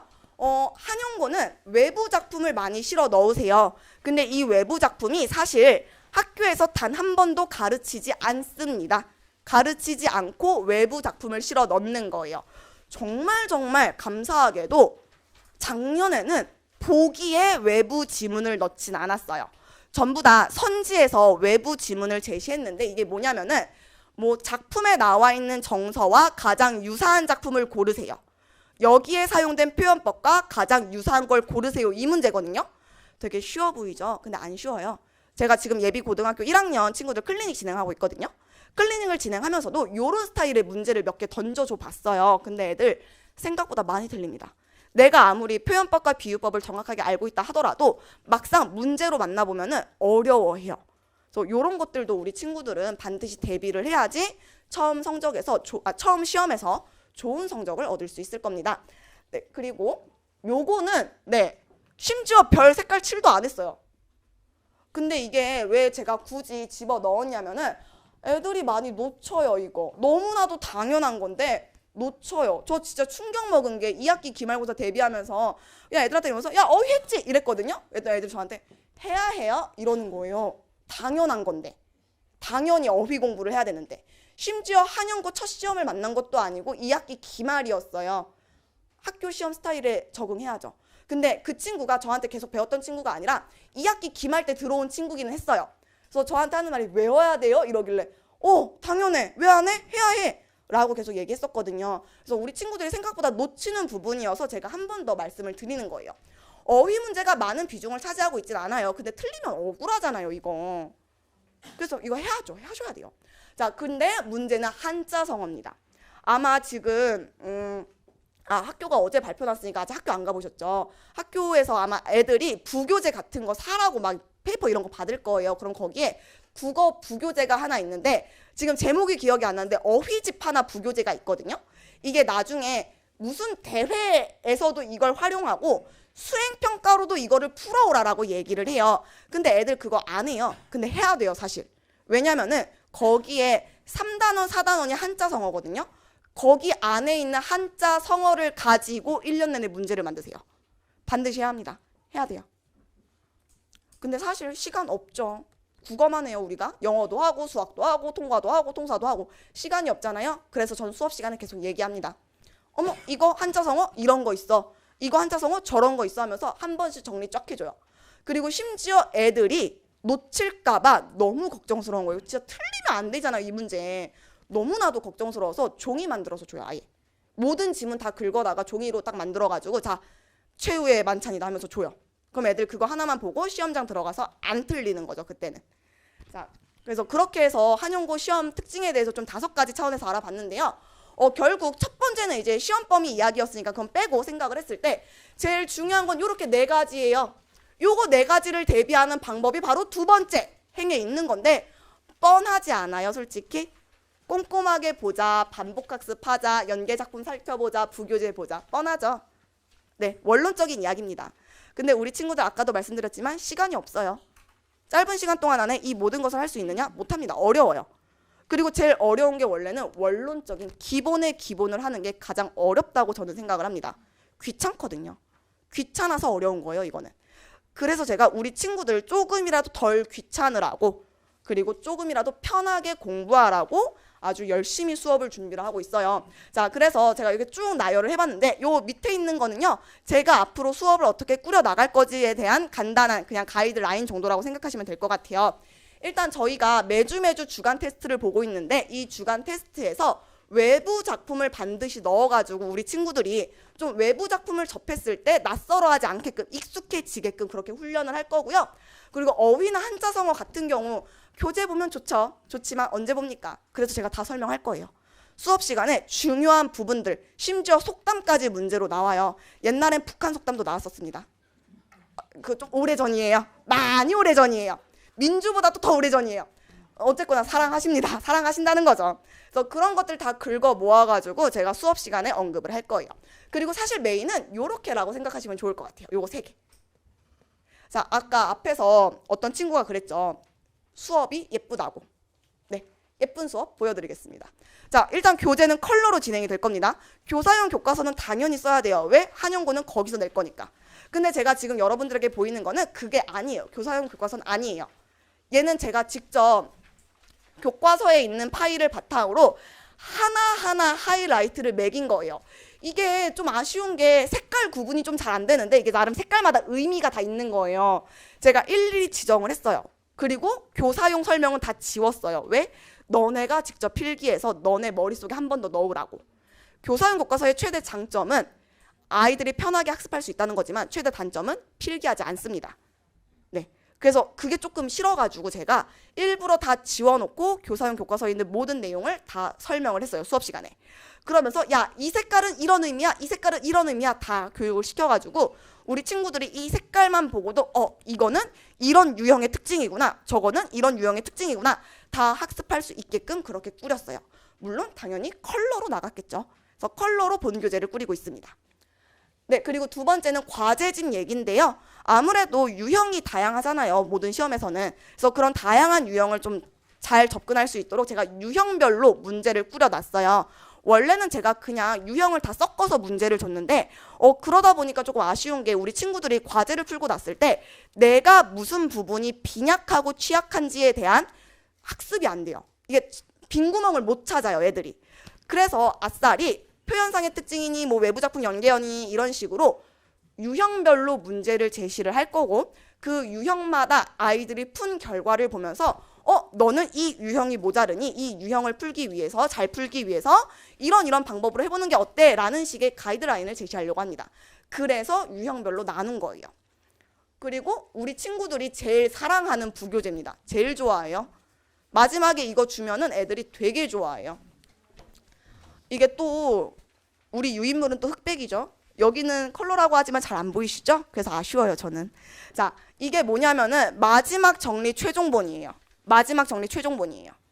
이거는 본교재에 포함되지 않고요. 제가 부교재로 따로 뽑아서 애들한테 주는 겁니다.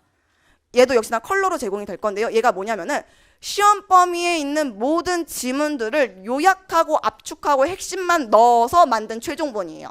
그래서 우리 친구들이 시험 보는 그 마지막 순간까지 얘만 보면 끝나요.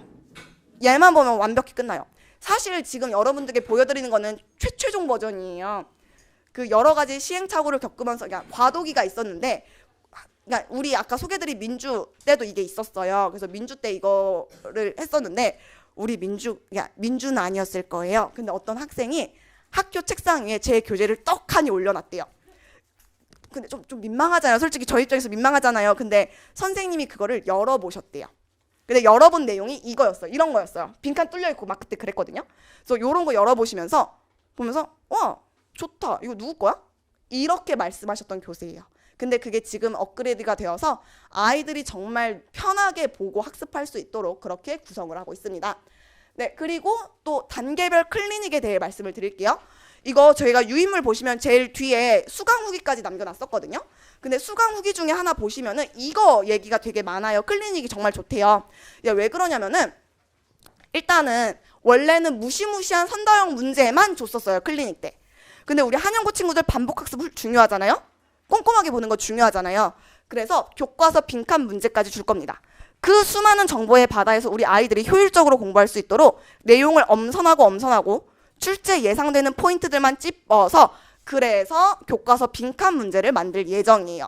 그리고 이 무시무시한 선다형 문제 같은 경우에는요. 한번 보시면은 적절한 것의 개수를 쓰라고 얘기를 했죠. 그리고 A부터 X까지 열 몇 개, 거의 20개 가까이 되는 선지를 나열을 해요. 그리고 적절한 것의 개수를 쓰라고 하는데 만약 개수 틀렸어요? 그럼 다시 풀어와 하고 그러니까 자리에 다시 앉힐 거예요. 그리고 개수 맞힐 때까지 이거 반복. 그 다음에 개수 맞춘 다음에는 내용을 보는 거예요. 맞게 골랐으면 바로 클리닉 진행하는 거고 맞게 고르지 않았으면 다시 생각해와 이거예요. 근데 이게 왜 중요하냐면은 국어는 사실 사고력 싸움이에요. 근데 떠먹여주는 식의 클리닉은요. 아이들의 사고력을 오히려 망칩니다. 그래서 좀 아이들이 스스로 능동적으로 학습할 수 있게끔 이렇게 클리닉을 꾸려나가고 있어요. 생각보다 되게 좋아요. 왜냐면 제가 이거 한영고 선지에 맞춰서 제작을 하거든요. 그래서 우리 친구들이 좀 훈련하는데 되게 도움이 많이 됐다라고 평을 하고 있는 클리닉입니다. 네, 그래서 제가 일주일 루틴을 짜보면 이렇게 되거든요. 일단 수업하고 이 수업 내용에 대한 클리닉을 진행을 할 거예요. 그 다음에 차주에 이 내용에 대해서 한 번 더 주간 테스트 하면서 계속 복습하고 반복할 수 있게끔 그렇게 문제를 꾸릴 예정입니다. 네, 사실 시간이 없어서 마지막에 좀 랩한 기분이긴 한데 그래도 제가 열심히 준비한 만큼 많은 친구들이 저와 함께 있으면 좋겠고요. 유인물 마지막에 수강 후기 남겨놨어요. 근데 중요한 거는 제 수강 후기가 아니에요, 여러분. 거기 보면은 잘 보시면은 제가 학교 생활 꿀팁 적으라고 했어요.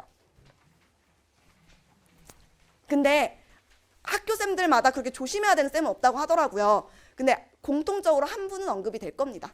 그래서 그분만 주의 깊게 보시면 될 것 같아요. 네, 이상으로 생각의 차이 학원에서 한영을 담당하고 있는 장은영이었습니다. 감사합니다.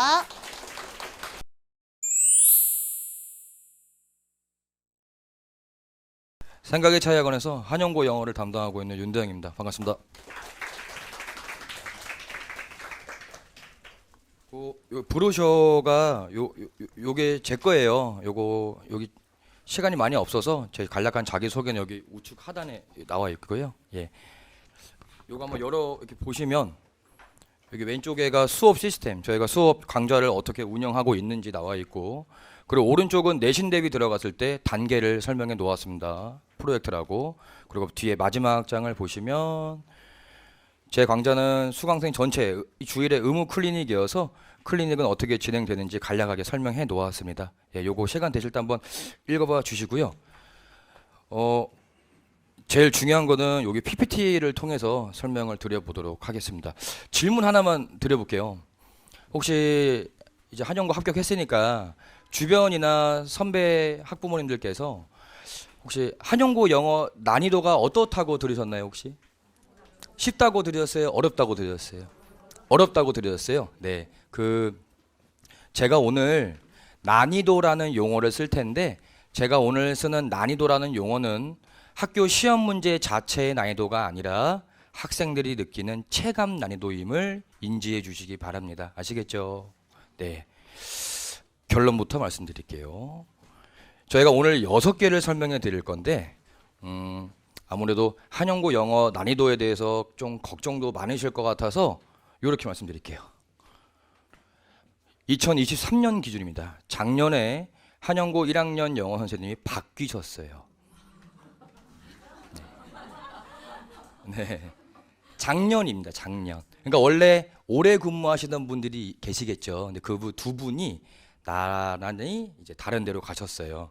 제가 듣기로 한 분은 대학원을 가셨대요. 박사과정 따시러.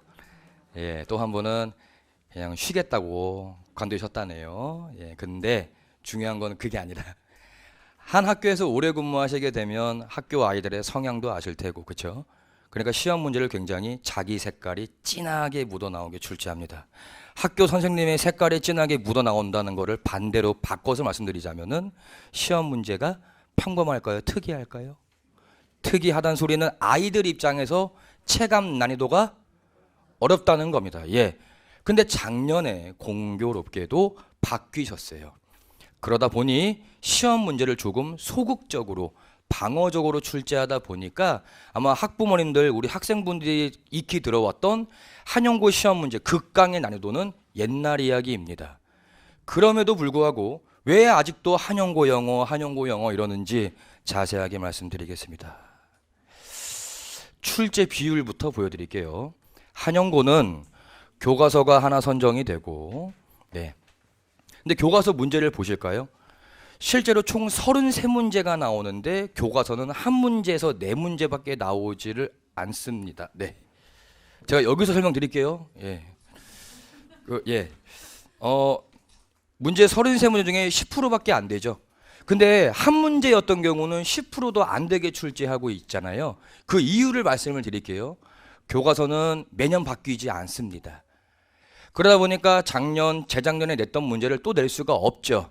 그렇다고 교과서를 마음대로 변형할 수도 없어요. 그러다 보니 교과서 문제 개수는 현격하게 적고, 한영고 1학년은 변화가 없다면 올해도 부교재가 2권이 선정될 텐데 워드마스터 수능 2000이라는 어휘집을 전통적으로 사용해 오고 있는데 요거는 수행평가입니다. 그럼 이 단어는 실제 시험지에 출제가 되지 않는다는 거예요. 이게 바뀐 겁니다. 작년부터. 원래 출제가 되었었거든요. 다행인 거예요. 우리 아이들 입장에서. 근데 이제 요게 소위 말하는 메인 부교재인데 학평이 전국 모의고사입니다. 그러니까 올해 같은 경우 3월 24일 날 전국 모의고사가 치러져요. 근데 그거 기출을 모아놓은 문제집이다 생각하시면 되는데 33문제 중에 출제 비율이 어떻죠? 그냥 보시기에도 90%를 차지하죠. 여기서 다 싸움이 난다 생각하시면 됩니다. 승부가 여기서 나는 겁니다. 그리고 모의고사와 수능과는 달리 무슨 문제가 없어요? 듣기 문제가 없습니다. 예, 요거 참고하시면 좋을 것 같고, 그래서 요 부교재 분석을 얼마나 꼼꼼하게 잘하느냐가 한영고 1학년 영어의 관건이다 보시면 되고, 자 이제 더 중요한 거 갑니다. 33문제 100점이고 객관식 27문제, 서술형 6문제인데 서술형 6문제의 유형은 이렇게 제가 적어 놨습니다. 예. 설명 여기서 드릴게요. 그냥 계속. 네. 예. 저 5개의 유형은 크게 변하지가 않는데 영작 서술형, 어법 틀린 거 고치기, 빈칸 채우기, 요약문 완성하기, 중심 내용 한글 서술하기, 이거는 문제 자체의 난이도는 높지 않습니다. 절대로. 평범하고 오히려 중학교 때와 똑같은 유형이에요. 실제로. 근데 요거 말씀드릴게요.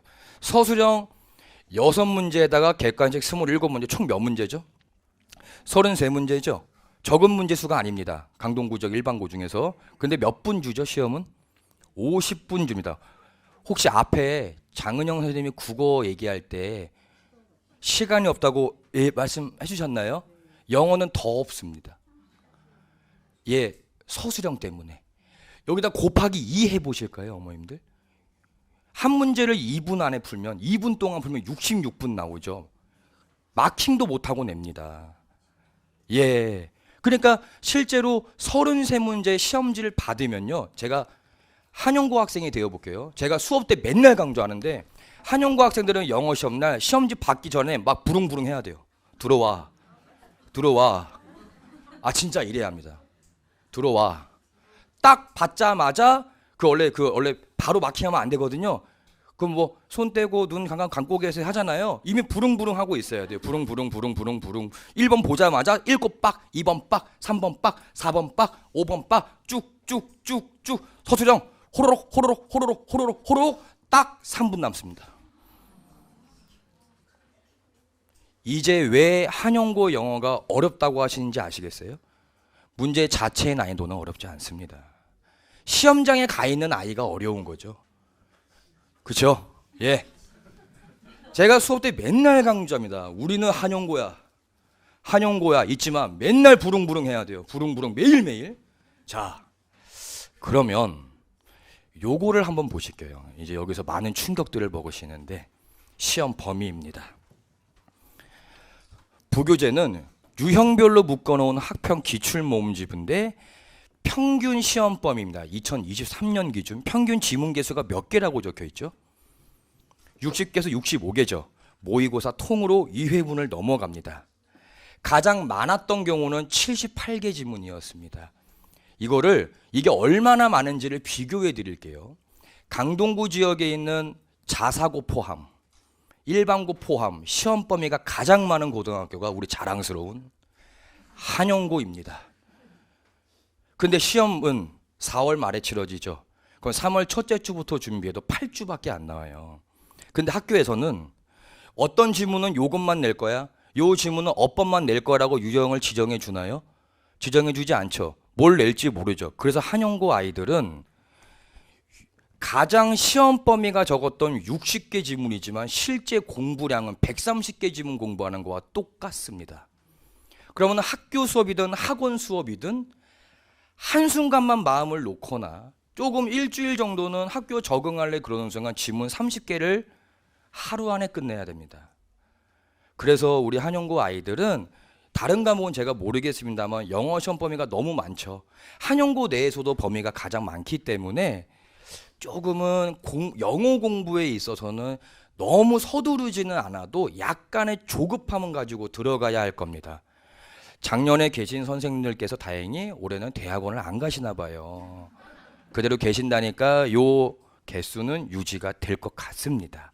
근데 여기서 두 번째 질문을 드려볼게요. 우리 학생들도 있는데 우리 아이들 중학교 때 영어 공부 어떻게 했었죠? 시험 범위가 공표되죠. 그걸 뭐 하죠? 암기하죠. 왜 가능했죠? 범위가 많지 않고 문장 길이가 짧았고 문장이 복잡하지가 않았고 주제나 내용이 쉬웠죠. 그래서 외우고 고득점이 가능했던 겁니다. 근데 여전히 암기를 하고 싶어 해요. 외울 수는 있죠. 제가 다시 한번 말씀드릴게요. 한영고 시험 문제 자체의 난이도는 어렵습니까? 어렵지가 않습니까? 어렵지가 않죠. 근데 왜 자꾸 애들이 어렵다고 하냐면 이거를 하고 싶어도 시간의 제약, 더구나 영어만 공부하는 게 아니죠. 1학년 때는 과학과 사회도 다 해야 합니다. 영어만 해야 되는 것도 아닌데 영어도 너무 많아요, 범위가. 근데 영어가 조금 자신이 없거나 또는 효율적으로 내신 공부를 하기 위해서 통암기를 하는 건 좋을 것 같은데 제가 왜 점점을 해놨냐면 암기를 하지 말라는 게 아닙니다. 저는 암기만큼 효율적인 공부는 없어요. 사실은 그렇죠. 기억을 다 하느냐가 문제겠죠. 암기를 하고 암기에 대한 방향성을 제공하되 암기를 조금 더 효율적으로 하게끔 도와주는 거는 저의 몫이라고 생각이 돼요. 그건 제가 책임지고 분석 강의 열심히 할 테니까 다만 요것만 말씀해 주세요. 오늘 아이들한테. 학교 시험 한영고 시험 범위가 70개래. 너 외워볼래? 한번 지금 연습시켜 보세요. 이건 해봐야 합니다.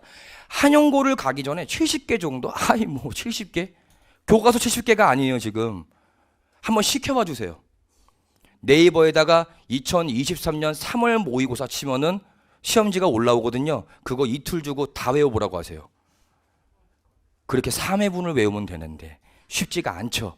그래서 가급적 영어는 모든 거를 너무 다 외운다라고는 생각을 안 했으면 좋겠습니다. 자, 이제 비켜 있을게요, 제가. 자, 한영고 1학년 영어 시험 문제의 대표적인 유형들인데, 네, 저 문제 유형은 특이한 게 하나도 없습니다. 모의고사와 수능 문제 유형과 정말 똑같아요. 제가 아까 말씀드렸죠. 이상한 문제도 안 나오고 문제 자체의 난이도가 낮다고 말씀을 드렸습니다. 분명. 그렇죠? 그러니까 여기에 있는 것들은 사실은 대부분 맞춰야 하죠. 원하는 등급을 얻으려면 난이도가 이렇게 선정되고, 요거는 누가 느끼는 난이도죠? 체감 난이도입니다. 체감 난이도. 그럼 실제로 등급을 갈려야겠죠. 우리 한영고 아이들 공부 잘하는 애들 많다면서요. 뭐로 가르나 보여드릴게요. 요거 4개입니다. 바로 한영고 1학년 영어의 변수이자 등급을 가르는 4개의 킬러 문제 출제 원리입니다. 너무 겁먹으실 필요는 없는 게, 이거를 많이 내는 게 아니라 각 시험당 한 문제 정도입니다. 원래 한영고 기본적인 영어 스타일이 있다 그랬죠. 근데 작년에 바뀐 거죠. 그 바뀌기 전 스타일이 간접 연계와 원문 연계인데, 작년입니다. 작년에 그 선생님들께서 애들이 너무 영어를 잘하다 보니까 요거를 딱 한 문제씩 냈더니 등급 컷이 엄청 내려갔어요. 98점에서 1등급 컷이, 한영고는 기본적으로 영어는 1등급 컷이 97, 98입니다. 근데 이렇게 조금 어렵게 냈더니 92로 내려가더라고요. 예. 이거를 함부로 내진 못하죠. 간접 연계와 원문 연계가 뭐냐면요. 간략하게만 설명드릴게요. 우리 아이들이 만나게 되는 모의고사 지문은 원문의 일부를 발췌한 겁니다. 그러면 그 발췌한 거 앞 내용과 뒷 내용이 있겠죠. 앞과 뒤를 내는 거예요. 시험 범위에 있던 지문은 빼고. 예. 그리고 간접 연계는 뭐냐면요. 우리 아이들이 공부하는 모의고사 지문은 교수님들이 쓴 거죠. 그럼 그 교수님이 쓴 다른 글도 있겠네요.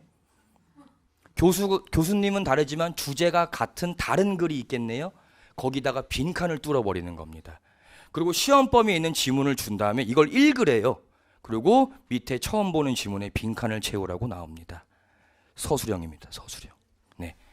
그리고 요약문 완성은 뭐냐면요. 지문을 줬어요. 그러니까 지문을 막 외우는 애는 시험장 가서 이 유형 보자마자 아마 욕이 나올 거예요. 본문이 그대로 있는데요.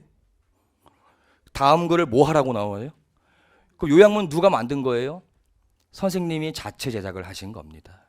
그 안에 들어갈 빈칸의 어휘는 시험 범위에도 없어요. 주제도 마찬가지입니다.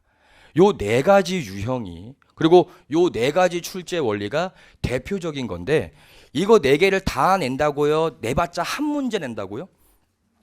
그럼 여전히 시험은 쉽죠? 다시 말씀드릴게요. 왜 한영고 아이들이 그렇게 어렵다고 하는지 숨겨진 비밀은 요겁니다. 바로 33문제 중에 문법 문제의 개수가 맥스 13개까지 나왔습니다. 강동구 지역 중에 이런 고등학교는 한영고밖에 없습니다. 예, 어머님들, 근데 학부모님들 어법 문제는 함부로 변형할 수가 없어요. 그러면 출제를 하는 선생님들 입장에서 소극적으로 문제를 낼 때 변형을 가급적 덜 해도 가능한 뭘 낼 수밖에 없는 거죠. 어법 문제를 많이 낼 수밖에 없는 겁니다. 그럼 또 이 생각하시죠. 외우면 되는 거 아니냐고요? 문장 전체에 밑줄을 칩니다. 13문제 모두. 선지 개수가 65개네요. 그럼 그걸 다 따져내야 합니다. 그래서 힘들다는 거예요. 누가요? 시험장에 있는 아이가요. 뭐가 부족할까요? 시간이 부족하죠. 중학교 때는 특정한 한 군데에만 밑줄을 쳐요. 그것만 분석하면 되는데 이건 그게 아니라고요. 지금. 그래서 어렵다고 하는 겁니다. 작년에 1년 4번의 시험 모두 어법 때문에 아이들이 난리가 났어요. 시험 범위도 많은데. 예.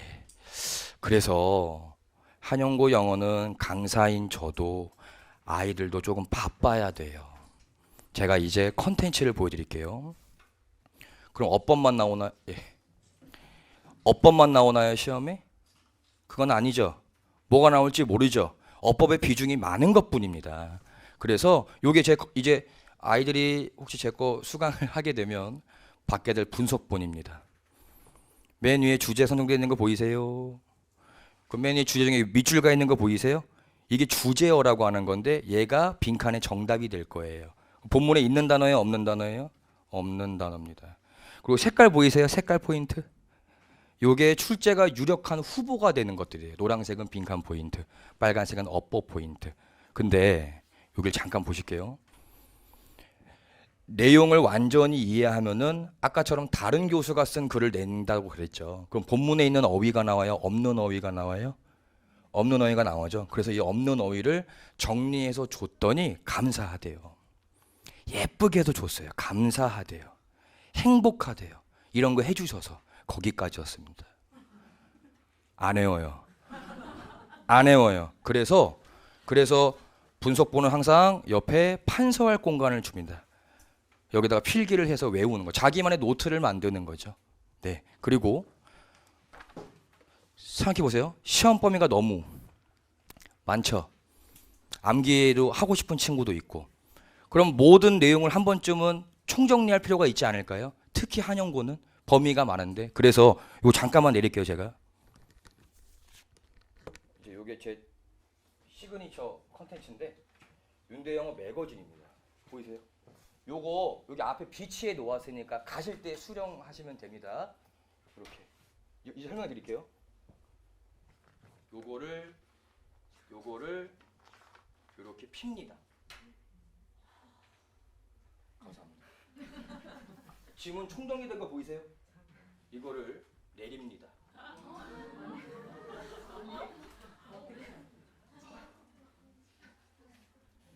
집에 갈 수가 없어요.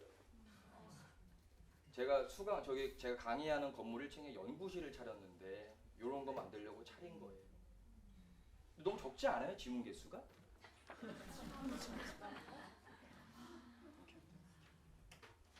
전 지문 다 정리돼 있어요. 네. 이거는 시험 직전에 주면 감사하대요. 선물이거든요. 감사해요. 행복해요. 근데 사진 잘 나왔어요. 공부 열심히 할게요. 거기서 끝이에요. 그래서 올해는 더 빨리 줄 겁니다. 4월 초 시험 한 달 전에 미리 줄 거예요. 저는 분석을 다 해놨기 때문에 저는 이거 작업이 가능한. 제가 힘든 것뿐이죠. 애들은 받으면 그만이죠. 돈도 안 내는데. 예, 요걸 통하여 조금 더 써머리를 빨리 한다 생각하시면 됩니다. 아시겠죠? 예, 올해는 더 업그레이드된 걸 드릴 테니까. 예. 그리고 당연히 워크북도 제공이 될 거고 매시간 복습 테스트 볼 거고. 예. 그리고 숙제 상태랑 클리닉 때 뭘 했는지는 어머님들께 카톡이나 문자로 전송을 해 드릴 겁니다. 네. 자, 한영고 영어는 결국에 범위가 많아서 지구력이 좋아야겠죠. 신체적 지구력이 아닙니다. 머리가 버텨줘야 돼요, 진짜로. 예. 그리고 문법이 많이 나오지만 문법만 하면 됩니까? 또 안 되죠. 밸런스도 유지해 줘야 합니다. 그래서 이렇게 생각하시면은 한영고 영어의 딱 문구다라고 생각을 하시면 될 것 같고요.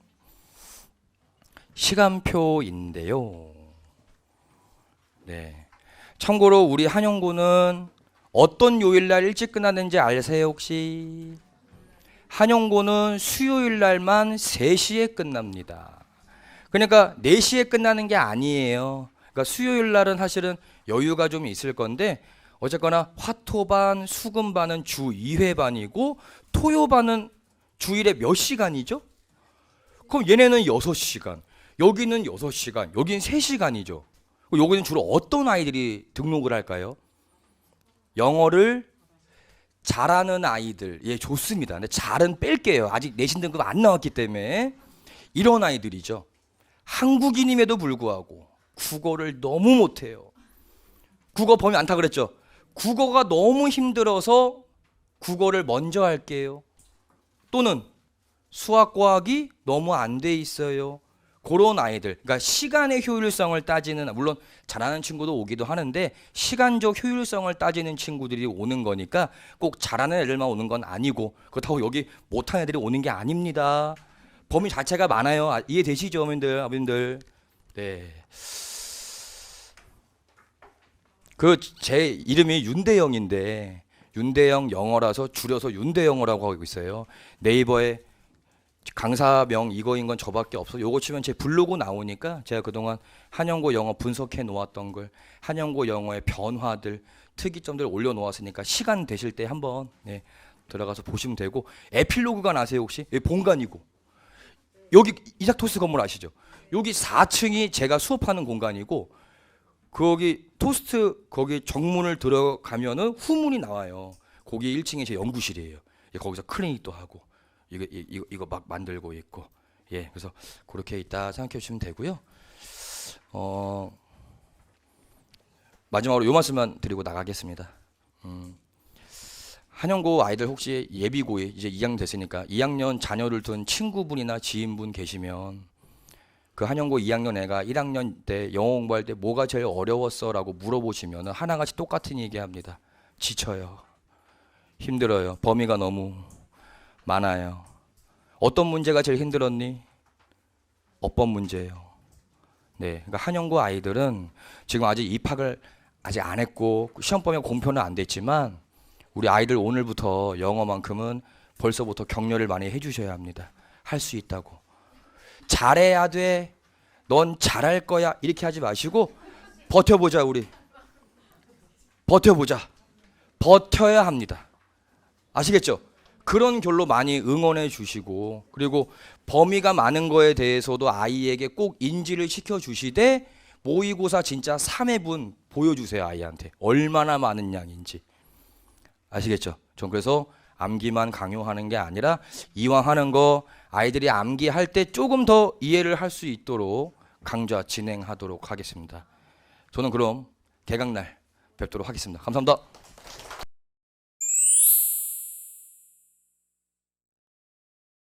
인사드리도록 하겠습니다. 안녕하세요. 저희는 생각의 차이에서 수업을 진행을 하고 있는 호연지기의 장태호 선생님이라고 합니다. 반갑습니다. 일단은 시작 전에 저희의 소개 잠깐 하고 시작을 한번 해보도록 할게요. 저 이름이 좀 이상하죠? 그렇죠? 호연지기란 게 왜 호연지기냐? 저희는 이제 사실 방지현 선생님 여기 자리에는 오늘 아무래도 토요일이다 보니까 수업을 지금 토요일에 진행을 하고 있고, 부득이하게 저만 오게 되었는데 방지현 선생님과 제가 같이 좀 수업을 같이 팀을 이뤄서 진행을 하고 있습니다. 그래서 저희에 대한 소개 짧게 이제 앞에 부원장님이 해주시기는 하셨는데, 저 같은 경우는 여기 지역에서 한영고를 나와서 좀 입시에 성공한 케이스고, 그리고 방지현 선생님께서는 광문고를 나와서 입시에 성공한 케이스라고 생각해 주시면 될 것 같아요. 그래서 아무래도 이 지역에서 나고 자라면서 좀 이제 어떠한 저희가 입시에 성공하기 위한 어떤 노하우라든가 이런 부분들을 저희가 이제 학생들에게 전달하기 위해서 다시 강동구로 모여가지고 이렇게 수업을 진행을 하고 있다라고 생각을 해주시면 될 것 같습니다. 자, 그래서 오늘 설명에는 크게 제가 3가지 3부로 나눠서 좀 진행을 해볼까 합니다. 일단은 첫 번째로는 고등학교 전반에 걸쳐서 이제 다른 과목이랑은 다르게 수학 같은 경우는 이제 각 학년별로의 과정들이 나눠져 있고, 그것들에 대해서 이제 학교마다 조금 채용하는 방식들이 다르기 때문에 전반적인 고등학교 로드맵에 대한 설명을 조금 짧게 드리고, 두 번째로는 저희 수업만의 어떠한 특징들을 설명을 드리고, 마지막으로는 이제 1학년 1학기 중간고사 대비들에 대한 수업 시간표와 수업들은 어떻게 진행이 되게 되는지에 대한 설명을 드려볼까 합니다. 그래서 일단은 첫 번째로 저희 고등학교 전반의 어떤 수학의 과정들에 대해서 설명을 드려볼까 합니다.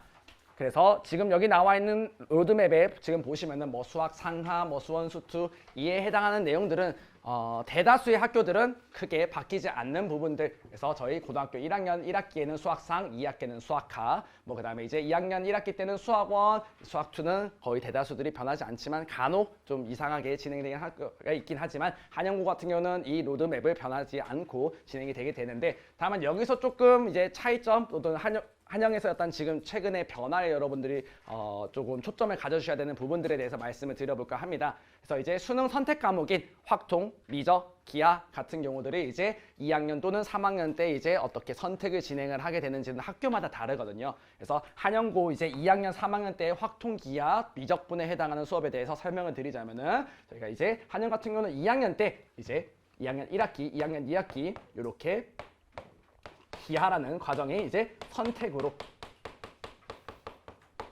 진행이 되게 되고, 각각 한 학기당 이제 2단위수로 진행이 되게 되는데, 이게 올해부터 변했어요. 그래서 올해 예비 고2 학생들은 이제 한영이 이제 고교 학점제라고 해서 고교 학점제를 조금 본격적으로 도입을 하게 되면서 혹시 앞에서 이제 과학 선생님들이 좀 설명을 하셨을 텐데 이제 1년 동안 어떤 기하라는 과정, 1년 동안 물리원, 뭐 이제 화원 이런 것들을 선택해서 진행이 되는 게 아니라 학기별로 나눠서 신청을 받아서 진행을 하게 됩니다. 그래서 이 부분들이 이제 학기별로 나눠가지고 2학년 1학기 때 기하를 선택하게 되면은 그 2학년 1학기 때 기하를 선택한 학생들끼리 이제 한 과정들을 전체 다 나가게 되는 거고 2학년 2학기 때 이제 기하를 선택하게 된 학생들은 그 2학년 2학기 때 이제 선택한 학생들이 다 기하를 한 학기 안에 다 나가게 된다라고 생각해 주시면 돼요. 그래서 어찌 보면은 저희가 이제 기본적으로 나가게 되는 2학년 1학기, 2학년 2학기에 각 학기별로 저희가 이제 수학 1, 수학 2를 나가게 되는데 이 양 또한 결코 만만치 않거든요. 그 많은 과정들 안에 이제 기하라는 과정들을 선택을 할 때 이제 조금 더 신중성 있게 선택을 해야 되는 상황이 펼쳐졌습니다. 물론 이제 저는 아무래도 이공계다 보니 이공계로서는 이런 기하라는 과정을 선택을 해야 된다라고도 생각을 하지만 어떠한 과정에 이제 1학기 때 선택을 하게 될지 2학기 때 선택을 하게 될지 이 부분들이 중요하게 될 텐데 아무래도 이제 좀 기하와 관련된 부분들 좀 함수와 관련된 부분들이 수학 1보다는 수학 2를 진행을 하게 될 때 기하를 같이 선택을 해서 진행을 하게 되면 서로의 어떤 시너지 효과들도 날 수 있고 2학년 2학기 때 기하를 선택하시는 게 조금은 더 유리하다고 말씀을 드릴 수 있을 것 같습니다. 다음으로 이제 3학년 때 같은 경우는 이제 뭐 문과 학생 지금은 문이과에 대한 구분이 없어졌지만 문과는 뭐 이제 확통이다 뭐 그다음에 이제 이과는 미적분이다 이런 선택들이 이제 학교마다 선택하는 경우가 있는데 한영은 3학년 때 확률과 통계라는 과정이 지정입니다. 지정이라는 것은 말 그대로 학교에서 지정을 해서 모든 학생들이 확률과 통계들의 수업을 듣게 된다라는 거고 이 외에 이제 일반적인 이과 학생들 같은 경우는 나중에 수능대에 미적분을 선택하게 되는 학생들 같은 경우는 미적분을 선택을 하게 된다라고 생각해 주시면 되겠습니다. 그래서 한영 같은 경우는 수학 과정 자체만을 봤었을 때도 좀 로드맵이 다른 학교에 비해서 되게 양이 많고 그리고 학생들이 정말 좀 잘하는 학생들이 많이 모이다 보니까 상위권을 올라갈수록 되게 치열합니다. 그래서 한영 최근에 이제 수시의 어떠한 좀 성적들을 봤었을 때 좀 좋지 않다라는 좀 얘기를 들어보신 분들이 있을 거예요. 그래서 수시 성적이 사실은 좋지 않은 이유는 상위권을 올라갈수록 되게 치열해지고 그 학생들끼리 학점을 조금 어떠한 벽으로서 그 위에 있는 친구들이 아니라 그 친구들끼리 치고받고 싸우면서 1등급을 받았다 2등급을 받았다가 왔다 갔다 하다 보니까 상위권에 올라갈수록 이제 어떠한 전교 1등에 해당하는 지금 평균이 뭐 1.5까지 내려가기도 하고 뭐 이렇게 되다 보니까 어떠한 이제 전략적인 선택들이 이제 중요한 시점이라고 생각을 해주시면 되겠습니다. 그래서 저희는 그에 대한 대비들이 어떻게 진행되는지에 대한 말씀을 드리자면 일단 공통으로 진행되게 되는 수학 상하 과정들은 뭐 당연히 다음 학기에 진행되기 이전에 해당하는 방학 뭐 지금은 이제 다음 1학기 고1 1학기 때는 수학상을 나가기 때문에 지금 저희 수업을 듣고 있든 또는 이제 어디서든 뭐 이제 선행을 하고 있든 수학상을 그 전 방학 때 이제 빌드업을 해나가는 게 중요하고 마찬가지로 수원 수투들도 그 전 단계 그다음 뭐 이제 기하랑 확통 그다음 이제 미적분을 선택하게 되는 학생들마다 각 전 방학 시즌 때 일단 빌드업이 이루어진다라고 생각해 주시면 될 것 같습니다. 그에 대해서 저희 팜플렛에도 나와 있는데 그에 대한 저희 수업 특징들을 잠깐 보여드리면서 설명을 드려볼까 해요. 그래서 저희는 크게 내신 대비 프로세스가 A, B, C, D 4단계로 나눠서 진행이 되게 되는데 지금 뭐 어딕트 빌드업 이런 거 너무 추상적이라서 조금 어렵죠. 제가 이것들을 좀 풀어서 설명을 드려보자면은 일단 어딕트 같은 경우는 그냥 저희가 학생들을 처음 만났을 때 뭐 이런 학생들과에 대한 유대 관계도 중요하고 학생들 아무래도 수학을 많이 어려워하고 기피하는 현상들이 있죠. 그래서 수학에 대한 흥미들을 조금 느낄 수 있도록 저희가 최대한 뭔가 재밌게 수학에 대한 흥미를 유발할 수 있는 단계라고 생각해 주시면 되고 빌드업에 해당하는 단계가 저희가 이제 각 다음 학기 전에 진행되게 되는 저희 방학 동안의 수업 단계라고 생각해 주시면 되겠습니다. 이때는 다음 학기 때 진행되는 전체 과정들에 대한 기본적으로 반드시 알아야 되는 필수 개념들과 핵심 유형들에 대한 정리들이 진행되게 된다라고 생각해 주시면 되고 저희는 지금 오늘 이제 3월 개강하게 되는 1학기 중간고사 내신 대비 단계이기 때문에 이 클로즈업 단계가 디테일링 단계에 대한 얘기를 먼저 드려볼까 합니다. 그래서 저희 최근에 이제 저희 수업을 듣고 있는 학생들 또 이제 저희 수업을 듣고 있는 학부모들한테 가장 많이 문의를 받고 있는 게 이제 학기 중에는 내신 대비 수업이 어떻게 구성이 되는데에 대한 얘기를 많이 듣거든요. 그래서 내신 대비가 보통 중간이든 뭐 이제 기말이든 보통은 7에서 한 8주 정도가 진행되게 됩니다.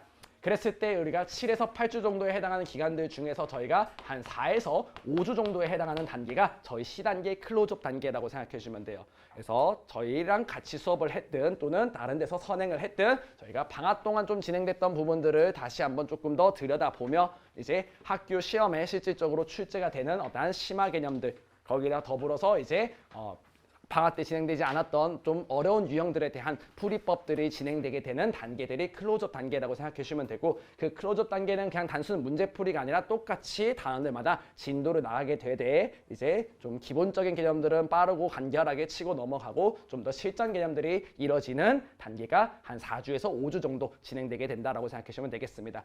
그 다음 이제 마지막 이제 학교 중간고사 한 2, 3주 전쯤에서는 저희가 디테일링 단계에서는 이제 어떤 것들이 진행되게 되냐면은 학교별 자료 정리. 이따가 마지막에 제가 다시 한번 이제 한영고 1학년 1학기 시험에 대한 특징을 분석을 해드릴 건데 학교별 자료 정리와 그 다음에 1등급 맞기 위한 어떠한 문제들을 풀기 위해서는 어떻게 대비를 해야 되는지 디테일이 중요하거든요. 디테일에 해당하는 단계들이 마지막 시험 전 2, 3주에 진행이 되게 된다라고 생각해 주면 되겠습니다.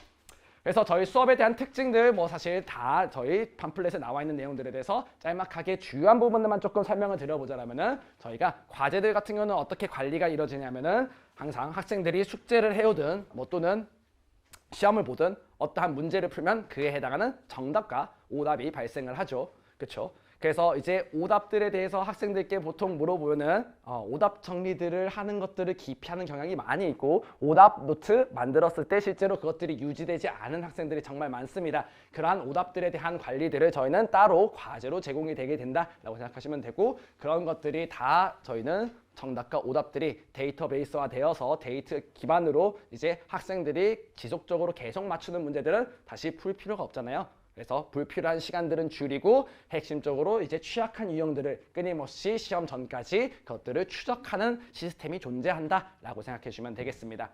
다음 두 번째 뭐 이제 지금 자리에는 없지만 방지현 선생님과 제가 이제 같이 수업을 들어가게 될 거고 그 다음에 학생 한 명들마다 제가 바라보는 관점 그리고 이제 방쌤이 바라보는 관점 그리고 이제 저희는 수업을 끝나고도 바로 퇴근을 하지 못해요. 항상 다음 수업 준비라든가 뭐 이제 학교별 자료 정리라든가 그리고 그날 끝나고 나면은 학생들 한 명 한 명마다 어떤 특이의 사항들을 항상 회의를 하고 퇴근을 하고 있거든요. 그래서 학생들마다 어떠한 이제 저희 객관적인 지표를 토대로 올바른 공부를 해나가는 방향성들을 제시할 수 있다가 저희의 어떠한 수업의 장점이라고 생각해 주시면 되겠습니다.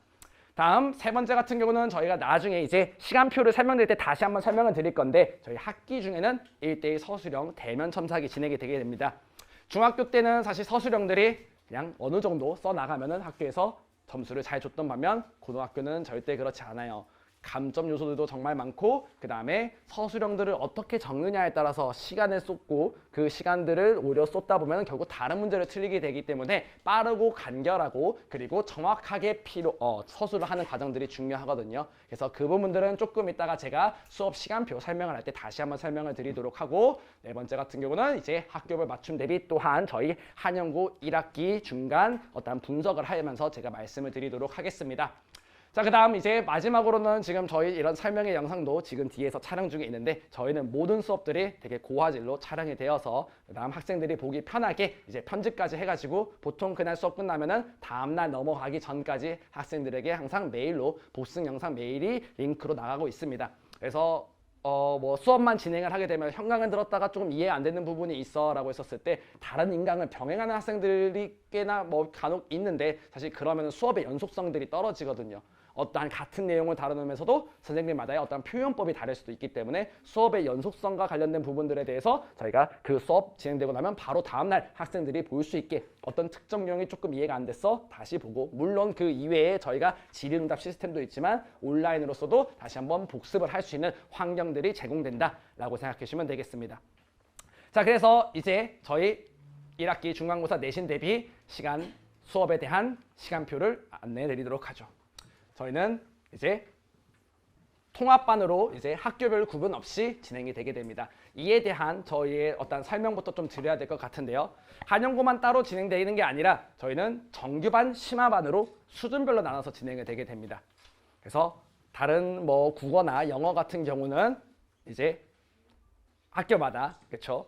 지문들도 다를 거고 다뤄지는 모의고사의 양도 다를 거고 그런 것들에 대한 대비들이 이제 진행돼야 되는 한편 이제 수학 같은 경우는 그런 게 없죠. 사실 절대적인 실력이 높은 고득점을 받기 위한 이제 방법이지만 물론 학교들마다 어떤 특징들이 있겠죠. 그런 특징들에 대해서는 저희가 이제 매주 금요일 날 7시부터 10시까지 저희 수업을 듣는 수강생들에게는 무료로 이제 시중교재 문제풀이 추가 수업이 진행되는데 이 시중교재 문제풀이를 한번 얘기를 한번 해보도록 하겠습니다. 그래서 뭐 알고 계신 분은 알고 계시지만 한영고 1학년 시험의 가장 큰 특징은 바로 부교재라고 볼 수 있습니다. 혹시 부교재가 뭘 채택하고 있는지 아시는 분 계실까요? 그렇죠. 시험 직전 R이라는 시중교재를 채택을 하고 있습니다. 이 시험 직전 R이라는 교재가 채택된 지 이제 한 2년 정도 됐거든요. 물론 수학 강사인 저로서 제가 봤을 때는 정말 좋은 교재입니다. 좋은 교재라는 것은 학생들에게는 어렵다는 소리겠죠. 정말 많이 어렵습니다. 실제로 이에 해당하는 내용들을 대다수 학생들은 시험 직전까지 소화하기 어려울 정도로 많이 어려운 교재고 이에 해당하는 비율들이 정말 높게 출제가 되었습니다. 그렇죠. 많이 어려워요. 그래서 그에 해당하는 문제풀이들이 사실 학생들이 그냥 학교에서 진행하니까 혼자서 스스로 그것들은 챙겨 나가야지가 안 됩니다. 시험 막바지에 이르러서야 이제 불을 닥쳐서 쌤 여기 시험 직전 아래 어려운 문제들이 너무 많아요 질문하는데 그에 해당하는 학습들을 저희는 매주 일주 동안 진행되었던 진도들마다 금요일마다 어떠한 문제들을 좀 선별을 해서 중용 무한들을 이제 풀이하는 수업들이 진행이 될 거고 나머지 부분도 이제 학생들이 충분히 팔로우를 할 수 있도록 시험 직전 R에 대한 대비들이 진행이 되게 될 겁니다. 그래서 1학년 1학기 중간고사를 기준으로만 좀 얘기를 드리자면은 아무래도 이제 학교에서도 지금 올해 들어온 신입생들의 상태를 판단을 하기 위해서 아무래도 어느 정도는 수준을 높게 디폴트 값으로 시험을 낼 수밖에 없습니다. 작년 기준으로 얘기를 하면은 1학년 1학기 중간고사 시험이 제일 어려웠어요. 제일 어려운 거는 시험 직전 R에서 정말 출제 비율이 많이 높았습니다. 그래서 이것들을 대비를 잘 하는 게 이제 1학년 1학기 중간고사에 중요하다고 볼 수 있는데 사실 이 부분에 대해서 한 가지 또 다른 기하 아까 말씀드린 것처럼 그 변화에 조금 초점을 맞춰줘야 될 필요가 있는데 작년 그러니까 1학년 1학기 2023년이겠죠. 1학년 1학기 때 이제 어떤 이제 선생님 한 분, 수학선생님 한 분이 이제 정년 퇴임을 하시고 2학기 때 뭐 이제 새로운 선생님이 조금 오셨는데 좀 젊고 좀 이제 뭐 제가 알기로는 이제 저랑 마찬가지로 서울대를 나오신 선생님으로 알고 있는데 아무래도 이런 시험 직전 R이라는 좋은 교재가 있지만 대다수의 그냥 평균적인 학생들이 풀기에는 많이 어려운 교재인 만큼 2학기 때는 시험 직전의 R에 대한 비율이 매우 많이 줄어들었습니다. 그만큼 난이도도 많이 낮아졌죠. 그래서 그에 맞게 변화에 해당하는 대비들을 하는 게 중요한 시험이 한영시험이라고 생각해 주시면 되고 그 변화들이 올해 2024년 1학기까지 이어진다는 소문이 있어서 이 시험 직전 R이 이번에 채택이 안 될 수도 있다라는 소문이 있는데 뭐 이 부분들은 이제 빨리 결정이 되는 대로 그에 대한 대비들이 진행이 돼야 된다라고 생각을 해주시면 될 것 같습니다. 그리고 이제 두 번째로는 사실 시험 직전 R에 해당하는 어떤 문제들을 푸는 것들은 이제 더 높은 점수를 받기 위한 어떠한 이제 좀 더 상위권으로 올라갈수록 중요도가 시험 직전 R에 있는데 그게 아니라 사실 뭐 이제 쉬운 문제들도 결국에는 틀리면 점수는 똑같이 떨어져요. 그래서 중위권에 해당하는 문제들 그러니까 난이도니 중상에 해당하는 문제들 또한 그냥 시중교재에 있는 문제, 그냥 평소에 만났던 문제랑은 조금은 결이 다릅니다. 그러니까 분명 학생들마다 다 배운 내용이긴 하지만 그 표현을 조금 달리해서 좀 일부러 낯설게 보이게끔 하는 문제들이 많이 등장하거든요. 그래서 중위권에 해당하는 이제 학생들이 반응을 해야 되는 내용은 뭐가 되냐면은 낯선 문제가 정말 다수가 등장하게 돼요.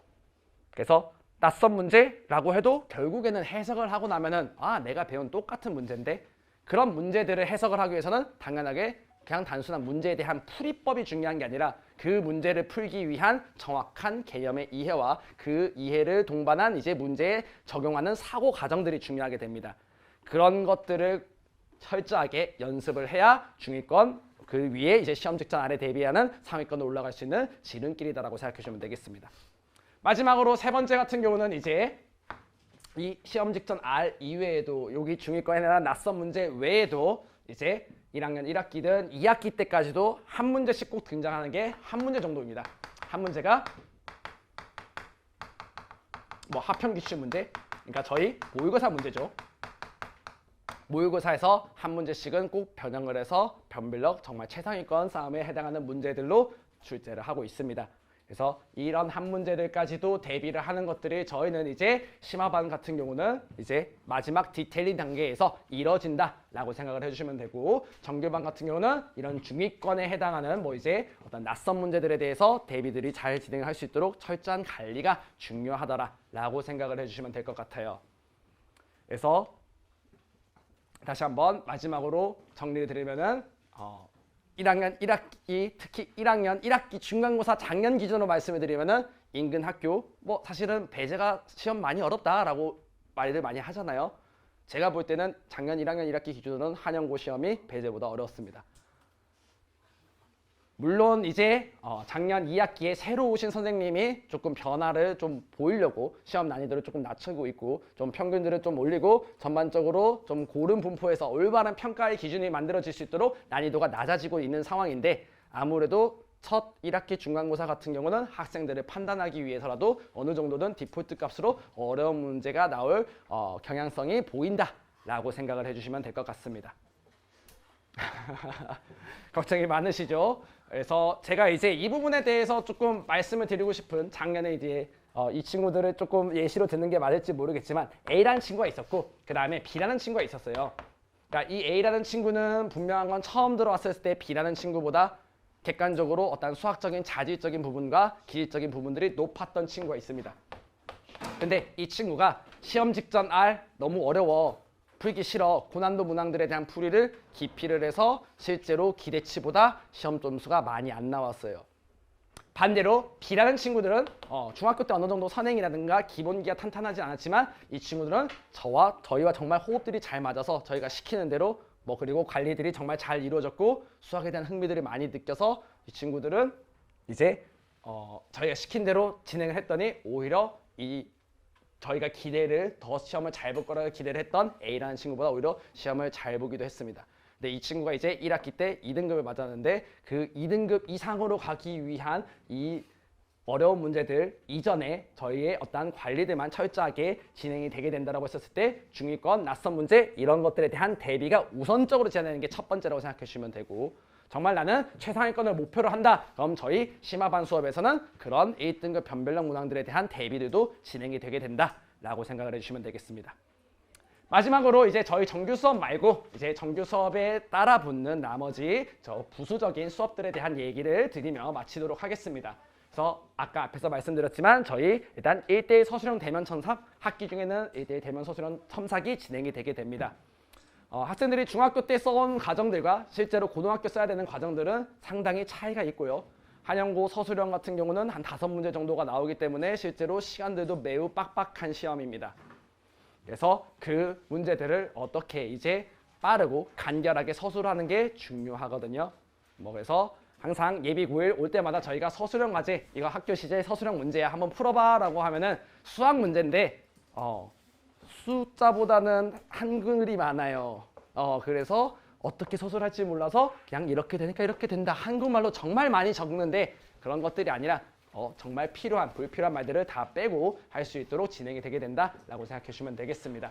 그래서 이거 같은 경우는 주 1회 필참으로 진행을 할 거고, 이거 같은 경우는 이제 수업을 진행하는 방지연 선생님과 저희가 직접 진행을 한다야 된다라고 생각하시면 되겠습니다. 그래서 매주 진도에 해당하는 한 3에서 5문제 정도를 이제 출제를 하고 학생들이 과제를 오게 되면 이에 대한 첨삭이 진행되게 된다에 해당하는 수업 하나가 진행이 되고요.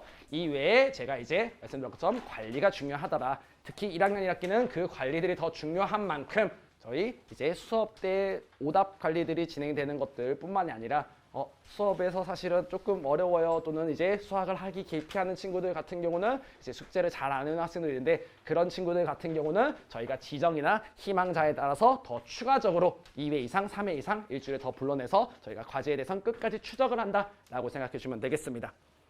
마지막으로 저희가 이제 1학년 1학기에 이제 한영고의 특징이 아닌 1학년 1학기 중간고사 때 배우게 되는 수학상의 단원들에 대한 특징만 얘기를 하면서 마치도록 할게요.